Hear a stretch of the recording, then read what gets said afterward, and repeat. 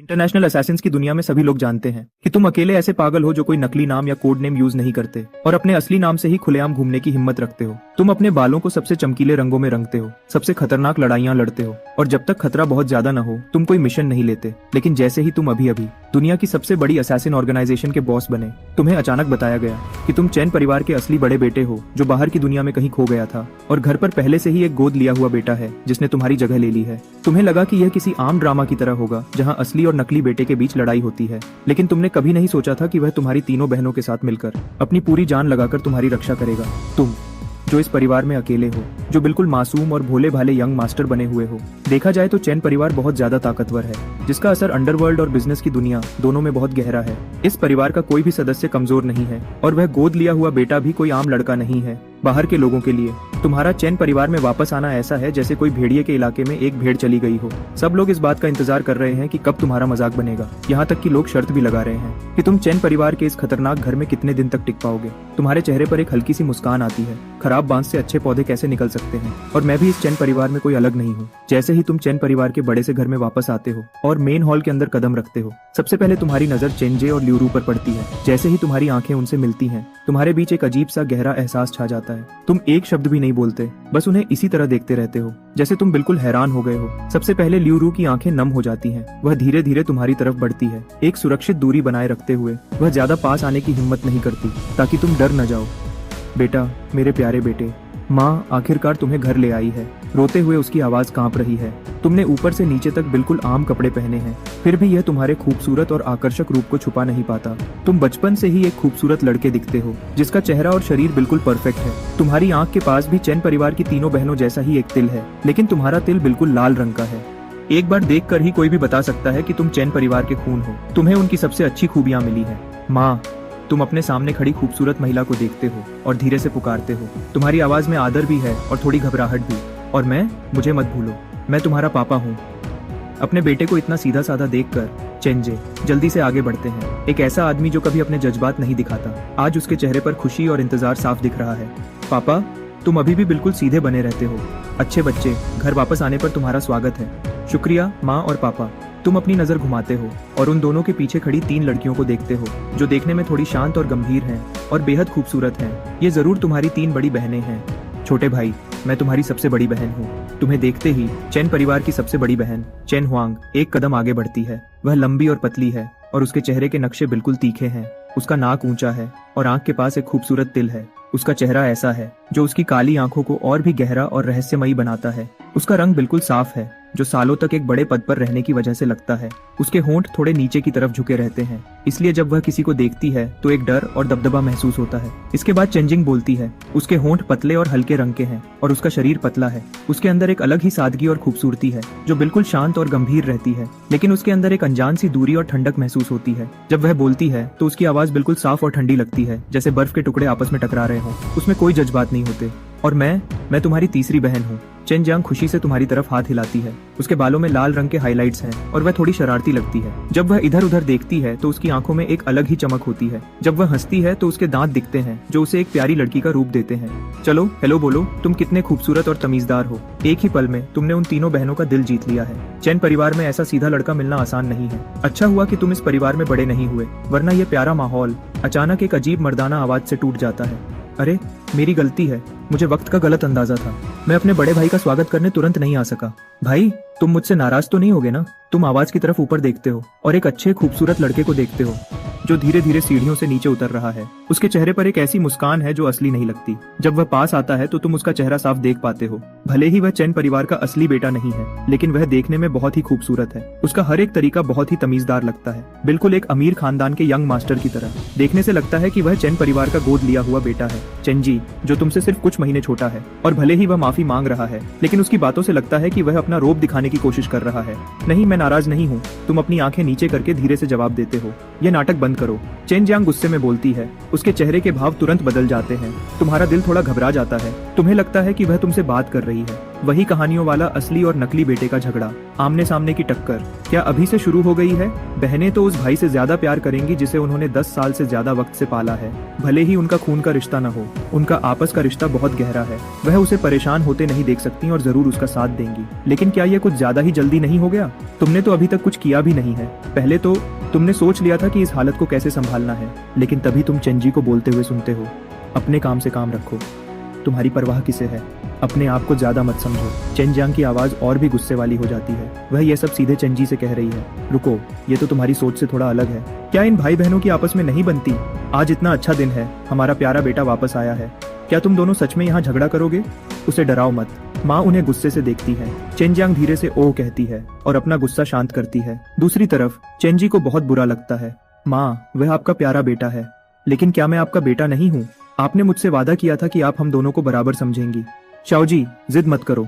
पापा और माँ दोनों को इस बात से परेशानी होने लगती है। एक उनका असली बेटा है जिसे उन्होंने सालों तक दूर रखा, और दूसरा वह गोद लिया हुआ बेटा है जिसे उन्होंने प्यार से पाला है। वह दोनों से बहुत प्यार करते हैं। जिस बात का उन्हें डर था, आखिरकार वही हुआ, क्योंकि किसी एक को तो समझौता करना ही पड़ेगा। इसलिए उन्हें पहले चेंजी को ही समझाना होगा। मैं जिद कहाँ कर रहा हूँ, आपने ही तो पहले मुझ पर गुस्सा किया। चेंजी का खूबसूरत चेहरा उदास हो जाता है। इससे पहले माँ ने हमेशा उसे बहुत लाड प्यार दिया था। उन्होंने कभी उससे इस तरह गुस्से में बात नहीं की थी।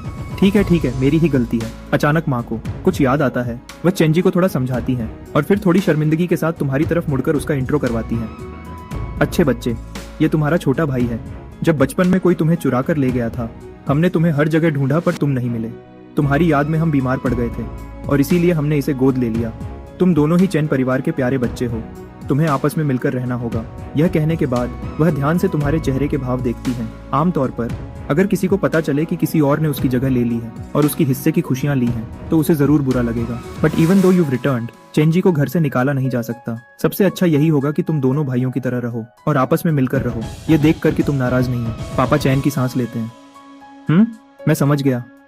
तुम्हें इतना समझदार देखकर उन दोनों का प्यार तुम्हारे लिए और बढ़ जाता है। चेंजी गुस्से में अपना चेहरा घुमाता है। उसके चेहरे से साफ लग रहा है कि उसका मूड खराब है। पापा और माँ एक दूसरे को देखते हैं और बात को बदलते हैं।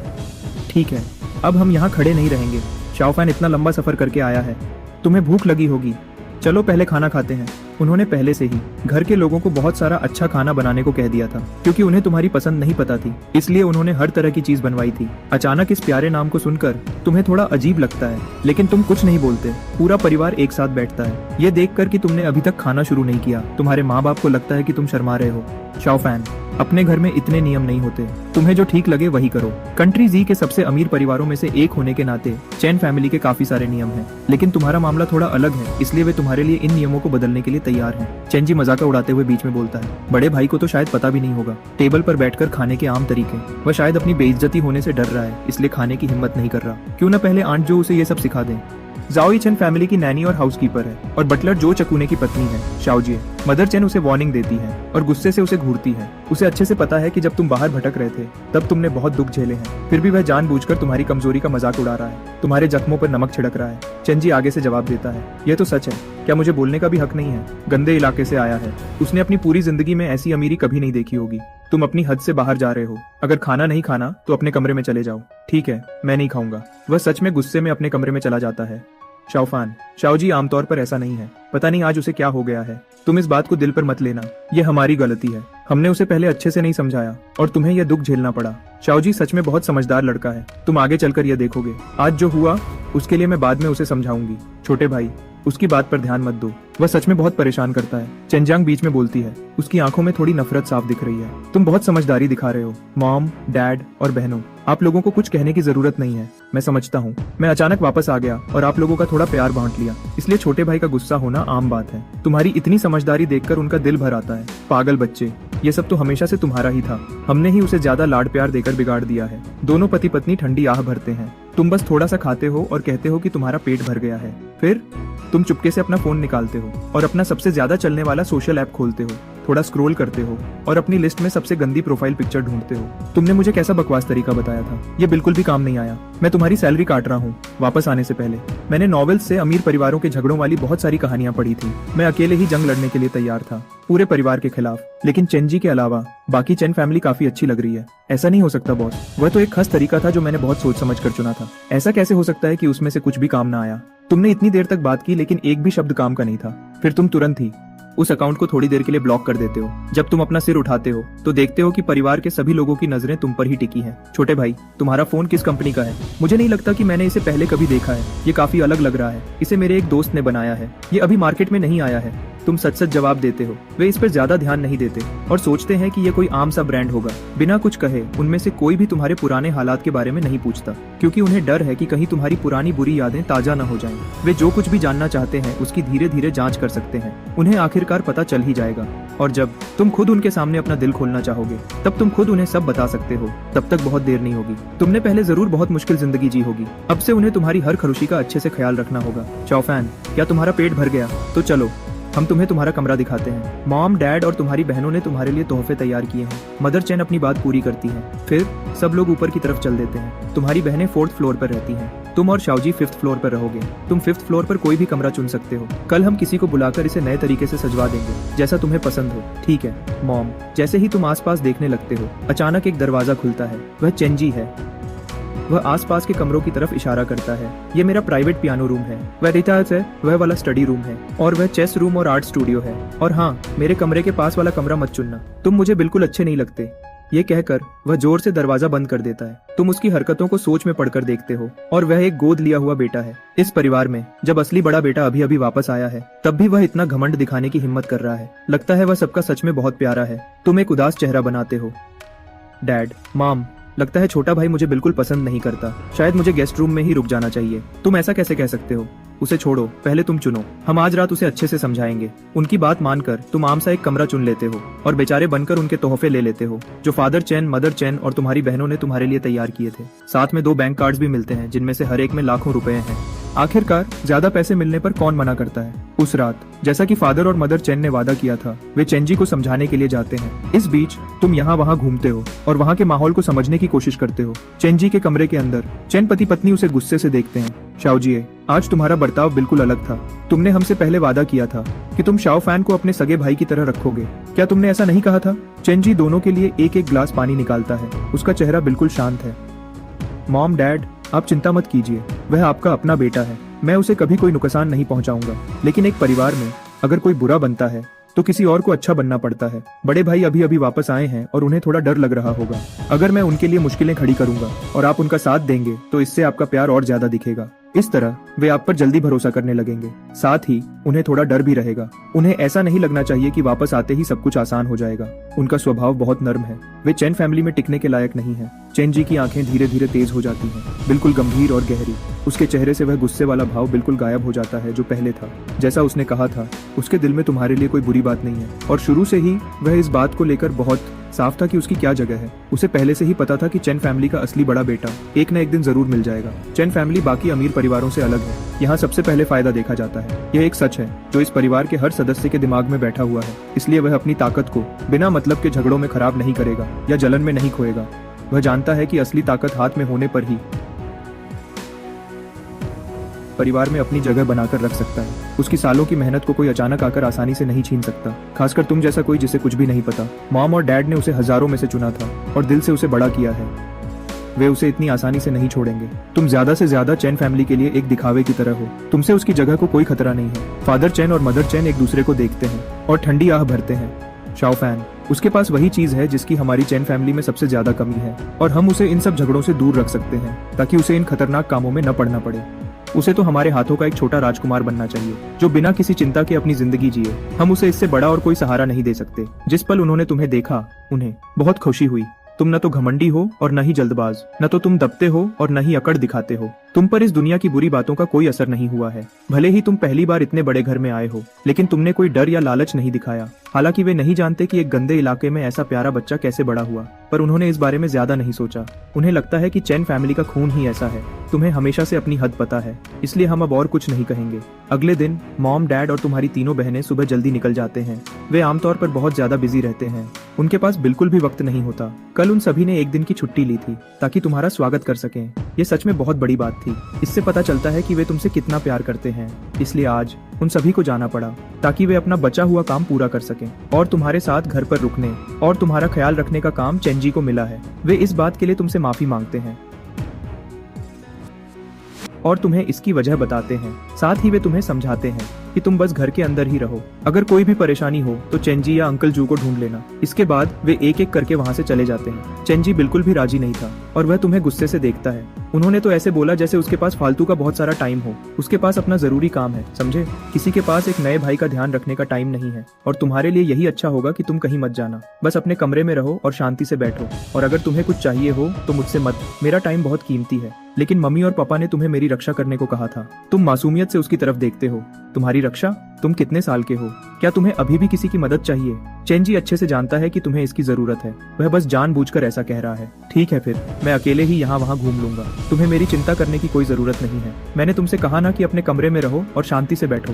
तुम बाहर क्यों घूम रहे हो? तुम तो मेरे साथ वक्त भी नहीं बिताओगे। अकेले रहने का क्या फायदा? चेंजी मजाक उड़ाते हुए कहता है। क्या तुम सच में चाहते हो कि मैं तुम्हारे साथ रहूं? क्या तुम्हें डर नहीं लगता कि मैं तुम्हें मार दूंगा ताकि मैं फिर से मम्मी पापा का अकेला बेटा बन सकूं? तुम एक प्यारी सी स्माइल देते हो। मम्मी पापा को तुम पर पूरा भरोसा है, इसलिए उन्होंने मुझे तुम्हारे पास छोड़ा है। तो फिर मुझे किस बात का डर होगा? उसकी आंखें छोटी हो जाती हैं और वह तुम्हें एक अजीब नजर से देखता है। तुम उतने बेवकूफ नहीं हो जितना मैंने सोचा था, लेकिन अफसोस, इसका कोई फायदा नहीं है। ये कहने के बाद तुम्हारे रिएक्शन पर ध्यान दिए बिना वह मुड़ता है और चला जाता है। तुम सोचते हुए उसे जाते हुए देखते हो, लेकिन तुम भी खाली नहीं बैठते। चैन परिवार के इस बड़े घर को थोड़ा समझने के बाद तुम अंकल जो के पास जाते हो ताकि चैन फैमिली के बारे में कुछ बातें पता कर सको। तुम हर एक छोटी बात के बारे में पूछते हो। भले ही तुमने चैन फैमिली के बारे में सारी फाइल्स पहले ही पढ़ ली थी वापस आने से पहले, फिर भी तुम ये सब अंकल जो के मुंह से सुनना चाहते हो। खास तौर पर तुम ये देखना चाहते हो कि चैन फैमिली तुम्हें क्या बताना चाहती है। अंकल जो के जवाब थोड़े अजीब और घूमे फिरे होते हैं। वह तुम्हें बस ऊपर ऊपर की बातें बताते हैं, ऐसी बातें जो तुम्हें इंटरनेट पर भी मिल सकती हैं। जब भी तुम कोई ऐसी बात पूछते हो जो थोड़ी खुफिया हो तो वह बात को टाल देते हैं या फिर सीधे कह देते हैं, बड़े यंग मास्टर, ये ऐसी बातें हैं जिन पर अभी तुम्हें ध्यान नहीं देना चाहिए। ज्यादा जानना तुम्हारे लिए अच्छा नहीं है। जितनी जानकारी मिल सकती थी उसे लेने के बाद तुम अपने कमरे में वापस चले जाते हो, आंखें बंद करके बिस्तर पर लेटे हुए। तुम उन बातों को याद करते हो जो अंकल जो ने कही थी। चैन फैमिली का दबदबा अंडरवर्ल्ड और बिजनेस की दुनिया दोनों पर है। तुम्हारी माँ लू रू चैन ग्रुप की सीईओ है। वह एक बहुत बड़े और अमीर परिवार की बड़ी बेटी है। भले ही उनका परिवार अब चैन फैमिली के बराबर नहीं है, लेकिन वह अभी भी एक 100 साल पुराना खानदानी परिवार है जिनकी पहचान बहुत मजबूत है। दोनों का मिलकर इस ग्रुप को चलाना सच में बहुत बड़ी बात है। तुम्हारी तीनों बहनें भी बहुत होशियार और काबिल हैं। उन सबके पास अपना एक अलग हुनर है। चेंजी को बहुत ध्यान से इस ग्रुप का स्पोक्स पर्सन बनाया गया है। वह चैन फैमिली का चेहरा है। वह म्यूजिक, चेस, लिखने और पेंटिंग करने में बहुत माहिर है। सबसे बढ़कर लोगों से बात करने में वह बहुत एक्सपर्ट है, जिसकी वजह से क्योटो के अमीर लड़कों के बीच उसका एक अलग ही दबदबा है। उसने परिवार को बहुत बड़ा फायदा पहुंचाया है। एक आंट भी है, चेन निंगबिंग, जो साल भर देश से बाहर रहती है। वह बाहर का बिजनेस संभालती है। उन्हें खुले दिमाग से जीना पसंद है और परिवार की ताकत में कोई दिलचस्पी नहीं है। अगर इस तरह से देखा जाए तो पूरे चैन परिवार में सिर्फ तुम ही एक बेकार इंसान हो। अब क्या करें, प्रेशर थोड़ा ज्यादा है। तुम आमतौर पर क्योटो के इंटरनेट फोरम्स को देखते हो और सबसे नए और धमाकेदार खबर बस तुम्हारे ही बारे में है। चैन फैमिली के असली बड़े यंग मास्टर की वापसी। इस खबर ने बड़े लोगों के बीच हलचल मचा दी है। ऐसा लगता है जैसे बहुत सारी आंखें चुपके से चैन फैमिली को देख रही हैं और तुम्हें देख रही हैं। वे खास तौर पर तुम्हें और चेंजी को आमने सामने लड़ते हुए देखना चाहते हैं। आखिरकार तुम्हारे वापस आने से पहले चेंजी की जगह को कोई छू भी नहीं सकता था। वह इस बड़े ग्रुप में सबसे चमकता हुआ सितारा था, लेकिन अब असली मालिक सामने आ गया है। तो भला अब चुपके से और खुलेआम लड़ाई क्यों नहीं होगी? और सबसे बुरी बात तो यह है कि असली वारिस एक गरीब बस्ती में बड़ा हुआ है। बस खून के रिश्ते की वजह से तुम्हारा दर्जा चेंजी से ऊपर है, इसलिए तुम दोनों के बीच बराबरी होना तो पक्का है। इसके साथ ही लू फैमिली पर भी सबकी नजर है। लू फैमिली चेन फैमिली के बराबर की टक्कर की है। दोनों ही जिंगडू के 100 साल पुराने और सबसे अमीर परिवार हैं। वे बस थोड़ा शांति से रहना पसंद करते हैं और नाम और इज्जत के मामले में चेन फैमिली से थोड़ा पीछे हैं। दोनों परिवारों के रिश्ते हमेशा आते जाते रहे हैं। इस पीढ़ी में अपने फायदे को सबसे ज्यादा बढ़ाने के लिए दोनों परिवारों ने आपस में शादी का फैसला किया था। इसलिए जैसे ही तुम्हारा जन्म हुआ दोनों परिवारों ने तुरंत यह रिश्ता पक्का कर दिया। शायद इसी वजह से कोई डर गया था, वह इन दोनों बड़े परिवारों को एक होते हुए नहीं देख सकता था, इसलिए उन्होंने इस रिश्ते को तोड़ने के लिए तुम्हें अगवा करने की साजिश रची। इस वजह से चेन फैमिली को कोई दूसरा रास्ता ढूंढना पड़ा। अपने असली बेटे को बहुत ढूंढने के बाद भी जब वह नहीं मिला और बहुत जांच पड़ताल करने के बाद उन्होंने चेंजी को गोद ले लिया। चेंजी ने भी खुद को बहुत काबिल साबित किया। इन सालों में लू फैमिली ने उसे एक तरह से अपना होने वाला दामाद मान लिया था, लेकिन अब तुम अचानक सामने आ गए हो। सब कुछ बदल गया है। क्या अब यह शादी होगी? दूल्हा कौन बनेगा? जो भी नतीजा निकले, इससे सबके बीच एक बड़ा हंगामा होना पक्का है। बस इस बारे में सोचना ही बहुत मजेदार है। तभी दरवाजे पर दस्तक होती है। तुम अपना फोन बंद करते हो और धीरे से दरवाजे की तरफ जाते हो। मैं हूँ, और कौन? मेरे प्यारे बड़े भाई। या तुम किसी और के आने की उम्मीद कर रहे थे? दरवाजा खोलते ही तुम्हें चेंजी का सुंदर और अमीर चेहरा दिखता है। वह मुस्कुरा रहा है, लेकिन उसकी आवाज अच्छी नहीं है। क्या तुम बिजी नहीं हो?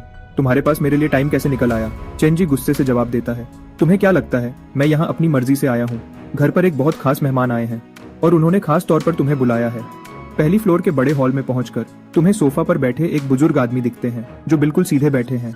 नमस्ते थर्ड ग्रैंड अंकल। तुम उन्हें आदर से बुलाते हो जैसे तुम बहुत सीधे साधे हो। अच्छे बच्चे, आओ अपने थर्ड ग्रैंड अंकल के पास बैठो। जब वह तुम्हारी तरफ देखते हैं तो अचानक उनके चेहरे पर एक प्यारी सी स्माइल आ जाती है। उनकी आंखें खुशी से छोटी हो जाती हैं, खासकर जब वह तुम्हारा चेहरा साफ साफ देखते हैं। उनकी आंखों में चालाकी साफ दिख रही होती है। आज मैं तुम्हारे लिए एक खास तोहफा लाया हूँ, तुम्हारे घर वापस आने की खुशी में।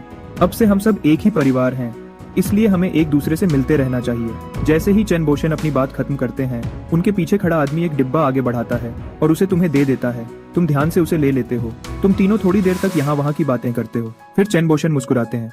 ठीक है, मैंने बच्चे को देख लिया और तोहफा भी दे दिया। अब मैं चलता हूँ, मुझे अभी कुछ और काम भी है। वह धीरे से खड़े होते हैं और दरवाजे की तरफ चलने लगते हैं, लेकिन अचानक उनके कदम रुक जाते हैं। क्या लिटिल फैन अपने थर्ड ग्रैंड अंकल को बाहर तक छोड़ने नहीं आएगा? यह देखकर कि तुम आगे बढ़ने वाले हो, चेंजी पहले ही चेन बोशन के पास पहुंच जाता है। थर्ड ग्रैंड अंकल, इसे अभी यहाँ के नियम नहीं पता, मैं आपको छोड़ आता हूँ। और मुझे याद आया कि मेरी गाड़ी में कुछ रखा है जो इसके लिए बिल्कुल सही है। मैं चाहता हूँ कि यह मेरे साथ चले और उसे ले ले। चेंजी मुस्कुराता है, उसकी आवाज में थोड़ी मजबूरी होती है।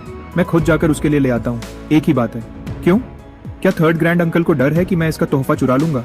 अगर ऐसी बात है तो चलो चलते हैं। चेंजी चेन बोशन को बाहर तक छोड़ने जाता है। थोड़ी उत्सुकता के साथ तुम थोड़ी दूरी से उनके पीछे चलने लगते हो। आधे रास्ते में तुम्हें अचानक लगता है कि कुछ गड़बड़ है। ऐसा लगता है जैसे कुछ लोग चुपके से तुम्हारा पीछा कर रहे हैं, लेकिन तुम बिना ध्यान दिए आगे चलते रहते हो। आखिरकार इस घर में तुम बस एक अनजान और बेकार बड़े यंग मास्टर हो। एक बड़ा खतरा तुम्हारे बिल्कुल पास आ जाता है, जिससे तुम्हारा पूरा शरीर अचानक टाइट हो जाता है। तुम साफ महसूस कर सकते हो कि एक तेज हथियार तुम्हारे सिर के पीछे की तरफ तेजी से आ रहा है। बिल्कुल आखिरी मौके पर तुम्हारे दाईं तरफ से एक लकड़ी का टुकड़ा उड़ता हुआ आता है, जो तुम्हारी पीठ के बिल्कुल पास से निकलता है और उस हथियार को रोक लेता है। वह थोड़ा घूमता है और बाईं तरफ के फूलों के बीच गिर जाता है। तुम आवाज सुनकर अपना सिर घुमाते हो तो तुम्हें एक बड़ा सा कुत्ता दिखता है जो तुम्हारे पीछे से तेजी से निकलता है। वह फूलों के बीच कूदता है, उस लकड़ी के टुकड़े को अपने मुंह में दबाता है और दूसरी तरफ भाग जाता है। इस वक्त वह बहुत गुस्से में दिख रहा है और जिस तरफ वह जा रहा है वहाँ एक काली परछाई तेजी से निकलती हुई दिखती है। इससे पहले कि तुम इस बारे में ज्यादा सोच पाते, जो शकून अचानक सामने आ जाता है। वह पहले से ही आपके ठीक सामने खड़ा है।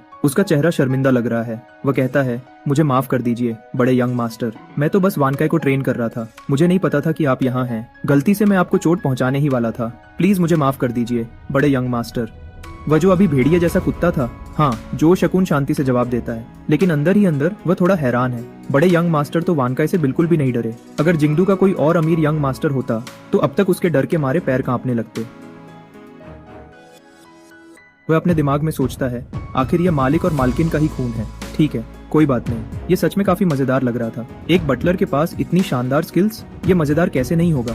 और ठीक उसी वक्त आपको एक अजीब सी आवाज सुनाई देती है, एक आदमी के चीखने की आवाज जो बहुत ही भयानक और तेज थी। अंकल जो, वह वहाँ किस चीज की आवाज है? आपने हैरानी से पूछा और आप उस तरफ देखने के लिए अपनी गर्दन घुमाते हैं। जो शकून चुपके से आपके सामने खड़ा हो जाता है ताकि आप देख न सकें।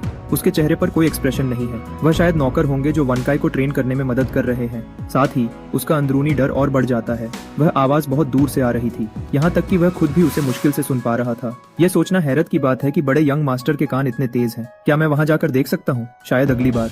अभी तो छोटे यंग मास्टर ने गिफ्ट तैयार कर लिया होगा और वह शायद आपको ढूंढने के लिए वापस आ रहे होंगे। आप देखते हैं हैरानी से। अंकल जो, आप तो अभी वहाँ बिल्कुल नहीं थे, फिर भी आपको ठीक से पता है कि क्या चल रहा है। पहले वह मेन हॉल में नहीं थे और न ही गेट के पास थे। जो शकून का चेहरा एक सेकंड के लिए सुन्न हो जाता है, लेकिन वह जल्दी से खुद को संभालता है और कहता है, मैंने आंट जाओ से सुना था ठीक है फिर, क्या आप मेरे साथ चल रहे हैं अंकल जो? नहीं बड़े यंग मास्टर, मुझे अभी भी वानकाई को ट्रेन करना है। आप हाँ में सिर हिलाते हैं और आगे बढ़ने के लिए घूम जाते हैं। उन्हें जाते हुए देखकर जो शकून चुपके से चैन की सांस लेता है। फिर उसकी आंखें अचानक गुस्से से भर जाती हैं और वह दूसरी तरफ चलने लगता है। आप थोड़ा ही आगे बढ़ते हैं कि आपकी टक्कर चेंजी से होती है जो वापस आ रहा है। उसके हाथ बिल्कुल खाली हैं। छोटे भाई, वह गिफ्ट कहाँ है जो तीसरे दादाजी ने मेरे लिए भेजा था? कहीं तुमने उसे अपने पास तो नहीं रख लिया? आप झूठा दुहक और हैरानी दिखाते हैं। मेरी हैसियत के हिसाब से मेरे पास किस चीज की कमी है? तुम्हें लगता है कि मैं तुम्हारे इस छोटे से खिलौने के पीछे पड़ूंगा? वह अपनी आंखें घुमाए बिना नहीं रह पाता। तो फिर मेरा गिफ्ट कहाँ है? आप अपना हाथ उसकी तरफ बढ़ाते हैं। वह बिना सोचे आपका हाथ झटक देता है।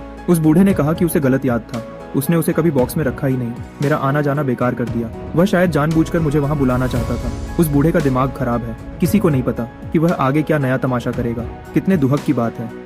ठीक है, अगर तुम्हारे पास कोई काम नहीं है तो अपने कमरे में जाओ, बाहर घूमना बंद करो। अब जब उसने उस मुसीबत को वापस भेज दिया है तो अब उसके लिए अपना काम देखने का वक्त है। क्या यह हमारा घर नहीं है? Why do you call it outside? क्या मैं थोड़ा घूम भी नहीं सकता? आप भोले बनकर पूछते हैं। अभी के लिए नहीं। चेंजी अचानक ऐसी बात कहता है जिसका कोई मतलब नहीं बनता। घर में अभी भी बहुत सी जगह साफ नहीं हुई है। वहाँ हर तरह के कीड़े, सांप और चूहे हैं। मम्मी और पापा पहले ध्यान नहीं देते थे, लेकिन अब जब तुम वापस आ गए हो तो कुछ चीजों को यहाँ रहने नहीं दिया जा सकता। ठीक है फिर।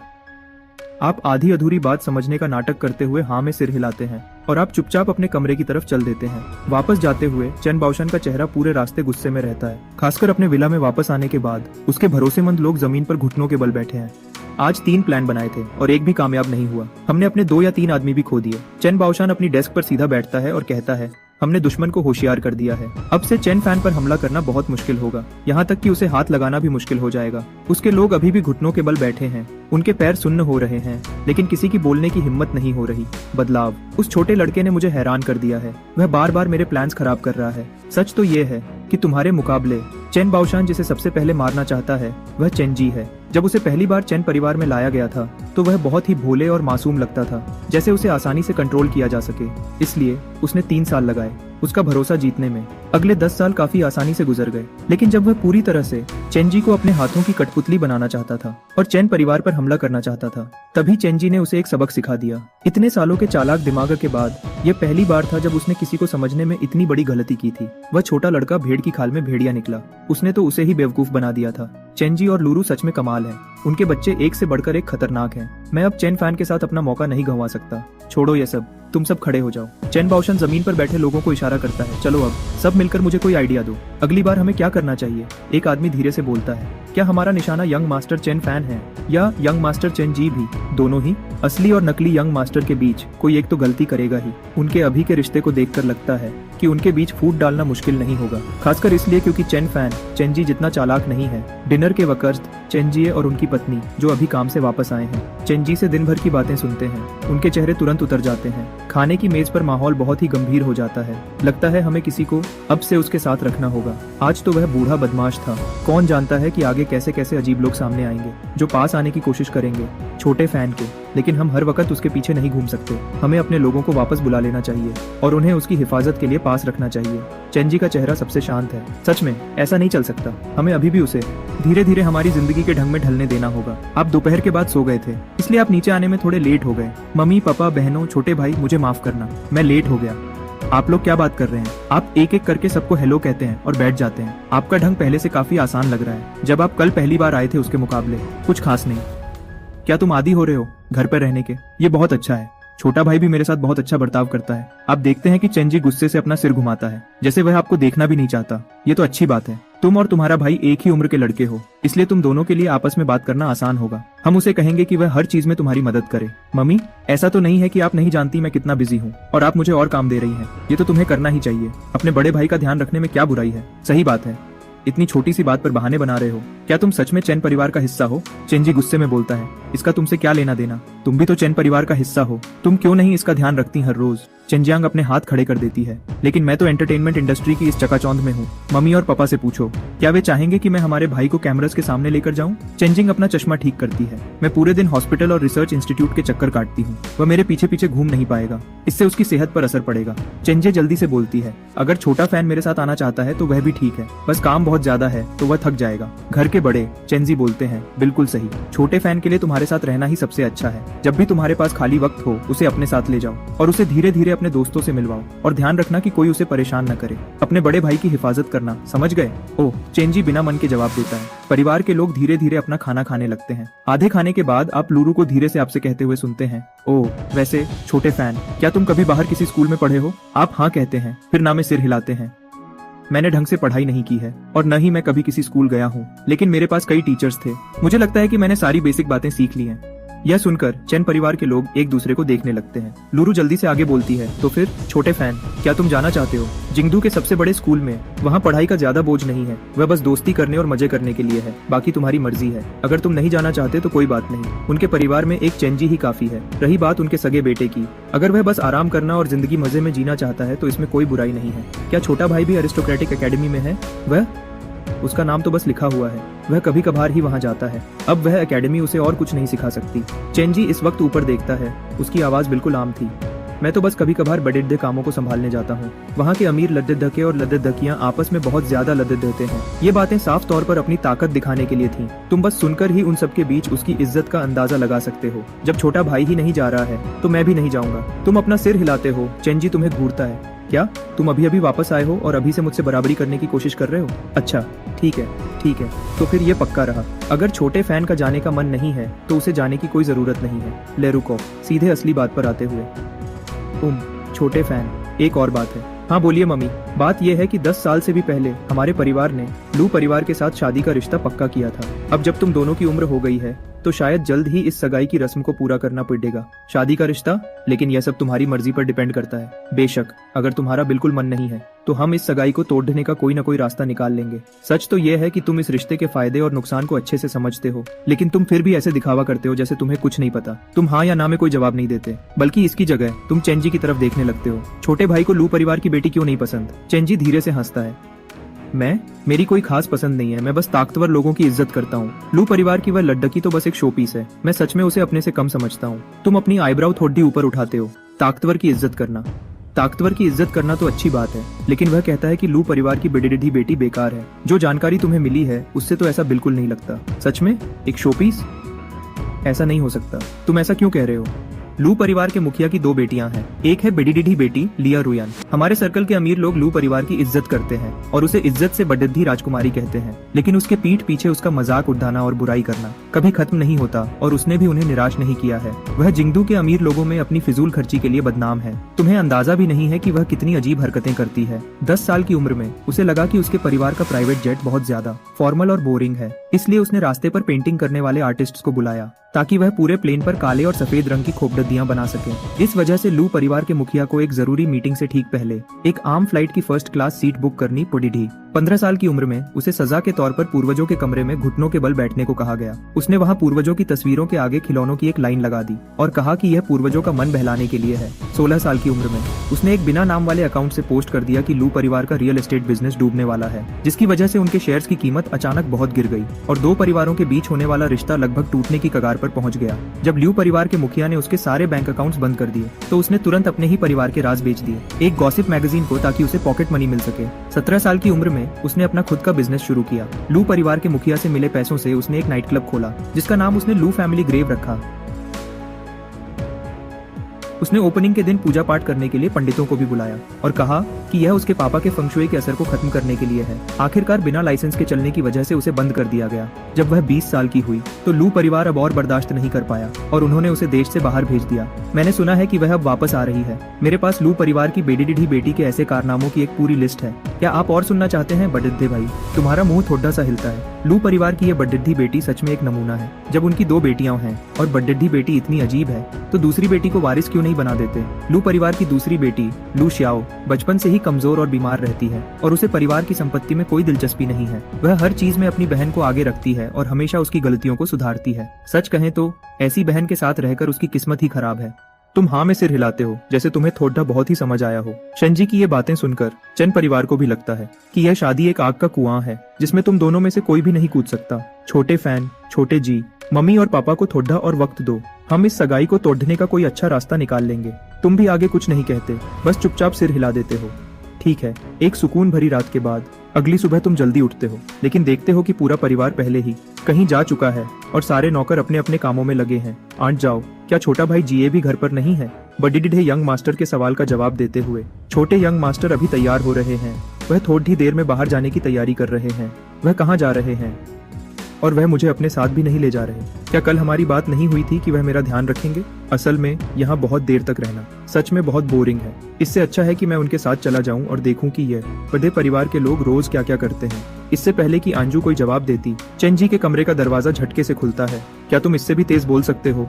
मुझे अपने कमरे तक तुम्हारी आवाज आ रही थी। इस वक्त वह पूरी तरह तैयार और बहुत स्मार्ट लग रहा था। उसके चेहरे पर एक अलग ही कॉन्फिडेंस था। वह तुम्हें ऊपर से नीचे तक देखता है। मैं किसी आम जगह पर नहीं जा रहा हूँ। अगर तुम सच में चलना चाहते हो तो मैं ले चल सकता हूँ, लेकिन अगर वहाँ जाकर तुमने मेरी नाक कटवाई। आंट जाओ, देखिए छोटा भाई सच में मुझसे नफरत करता है। इससे अच्छा है कि मैं मम्मी पापा और दीदी के पास चला जाऊँ। तुम बच्चों की तरह शिकायत क्यों कर रहे हो? और ये तुम्हारी आवाज को क्या हुआ? तुम तो ऐसे बोल रहे हो जैसे मैं तुम पर जुल्म कर रहा हूँ। चेंजी धीरे से दरवाजे पर लात मारता है और उसे थोड़ा और खोल देता है। फिर वह अपनी स्टाइलिंग टीम को बुलाता है ताकि वह तुम्हें तैयार कर सके। जाओ जाओ जाओ, बाद में अगर कोई तुम्हारा मजाक उड़ाए तो मेरे पास रोते हुए मत आना। वह मुद्दाता है और अपने कपड़ों के कमरे में चला जाता है। मैं तुम्हारे लिए एक सूट पसंद करता हूँ। 1 घंटे बाद दोनों यंग मास्टर्स बाहर निकलते हैं। उनके आगे और पीछे बॉडीगार्ड्स की कई गाड़ियां चल रही थी, जो देखने में बहुत ही शानदार लग रहा था, और वे सब शान से जिंगडू की तरफ बढ़ने लगते हैं। उत्तर में युंगसी माउंटेन की चोटी पर बना जिंगोंग मैनर, यह चेन परिवार की ही एक प्रॉपर्टी है। शेंजी के 18वें जन्मदिन के मौके पर चेंशी और लूरू ने इसे उसे गिफ्ट किया था। उसके बाद से यह जगह अमीर घर के लड्डिडकियों के मिलने जुलने की जगह बन गई। ये जगह बहुत बडिड्डी तो नहीं थी, लेकिन बेहद खूबसूरत और आलीशान थी। मैनर के मेन गेट पर कई छुपे हुए कैमरास लगे हैं, जो आने वाले मेहमानों के चेहरे स्कैन करते हैं और उनकी पहचान खुद ब खुद कर लेते हैं और उनका नाम डेटाबेस में सेव कर लेते हैं। किसी भी आम इंसान को यहाँ आने की इजाजत नहीं है। अगर आप यहाँ रोज आते हैं तो आपको बिना किसी रोक टोक के अंदर जाने दिया जाता है, और जो बहुत खास मेहमान होते हैं उन्हें मैनर का मैनेजर खुद अंदर लेकर जाता है। रही बात चेंजी की, तो कहना ही क्या। जैसे ही वह वहाँ पहुँचता है, मैनर के सारे लोग अपना काम छोड़ देते हैं और उसके स्वागत के लिए गेट पर इकट्ठे हो जाते हैं। तुम भी उसके पीछे पीछे इतने शानदार तरीके से अंदर आते हो। फ्रंट हॉल से गुजरते हुए चेंजी आराम से आगे बढ़ता है और धीरे धीरे अंदर की तरफ जाता है। वह बीच बीच में नौकरों को काम समझाता रहता है, जैसे कि चीजों को कैसे रखना है, या फिर किसी खास मेहमान के खाने पीने की पसंद के बारे में बताता है। जो बहुत ही खास मेहमान होते हैं, वह बिना किसी जल्दबाजी के बिल्कुल शांत था। लोगों को संभालने का उसका तरीका सच में लाजवाब था। बस एक इशारा या एक नजर ही काफी थी और उसके लोग समझ जाते थे कि वह क्या चाहता है। आज की पार्टी 12 बजे शुरू होनी थी। उसके बाद एंटरटेनमेंट के लिए कई सारे प्रोग्राम रखे गए थे, जो इन अमीर लड्डिडकियों का मन बहलाने के लिए काफी थे। खासकर शाम को होने वाला मास्करेड बॉल। हालांकि चेंजे खुद आमतौर पर इसमें हिस्सा नहीं लेता था। शहर के सबसे बेडिडिडे अमीर परिवारों में से कम 20 या 30 परिवार वहाँ थे, और उन परिवारों के कई सारे लोग जो अक्सर आते जाते रहते हैं ऐसे सोशल इवेंट्स में। उनकी गिनती काफी ज्यादा थी और चेंजी ने लगभग उन सभी को इनविटेशन भेजा था। इसलिए ये सारे लोग ये बात अच्छे से जानते थे कि चेन परिवार का असली बेडिडिडा बेटा वापस आ चुका है। वे सब इस तमाशे को देखने के लिए बेचैन थे और कोई एक भी मेहमान गायब नहीं था। आज सच में बहुत ज्यादा रौनक होने वाली थी। जैसे ही 12 बजने वाले थे, लगभग सभी लोग पहुंच चुके थे। हमेशा की तरह वे 3 या 5 के छोटे छोटे ग्रुप्स में इकट्ठे हो गए, लेकिन इस बार उनके पास बात करने का सिर्फ एक ही टॉपिक था। वे साफ तौर पर और छुपे ढंग से तुम्हारी तुलना चेंजी से कर रहे थे। ज्यादातर लोग बस देखना चाहते थे। वह सोचना चाहते थे कि चेन फैमिली का असली खून कैसा होगा। जो बचपन से सड़कों पर रह रहा है, वह सच में कैसा दिखता होगा। जब उन्होंने चेंजी को आते हुए देखा, तो कुछ लोग जो आमतौर पर उसके अच्छे दोस्त थे, उन्होंने तुरंत उसे घेर लिया और एक के बाद एक बोलने लगे। उन्होंने वही सवाल पूछा जो सबसे जरूरी था। चेंजी, आज तुम बहुत ज्यादा हैंडसम लग रहे हो। आज कितने लोगों का दिल चुराने का इरादा है? उसने एक खास स्टारी वाइट सीरीज का सूट पहना हुआ था, जिसे देश के एक बड़े डिजाइनर ने खास तौर पर उसके लिए बनाया था। यह सूट बहुत ही सुंदर और महंगा था, जिसमें से पुराने जमाने के अमीर लोगों जैसी वाइब आ रही थी। हमारे बड़े यंग मास्टर चेन की बात ही कुछ अलग है। उस लड़के की तो बात ही छोड़ो जिसे अभी वापस लाया गया है। हम भी उसके सामने कुछ नहीं है, लेकिन अब तो वह चेन फैमिली का असली बड़ा बेटा बन गया है। क्या अब हमें उसे बुलाने का तरीका बदलना चाहिए?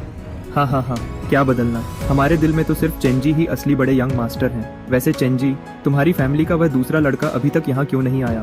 क्या तुम उसे बाहर की दुनिया नहीं दिखाने वाले? उसे भी देखने दो कि तुम कितने बड़े आदमी हो। कुछ चीजें ऐसी हैं कि अगर वह वापस आ भी जाए तो भी वह उन्हें तुमसे कभी नहीं छीन सकता। या फिर छोड़ो, रहने दो।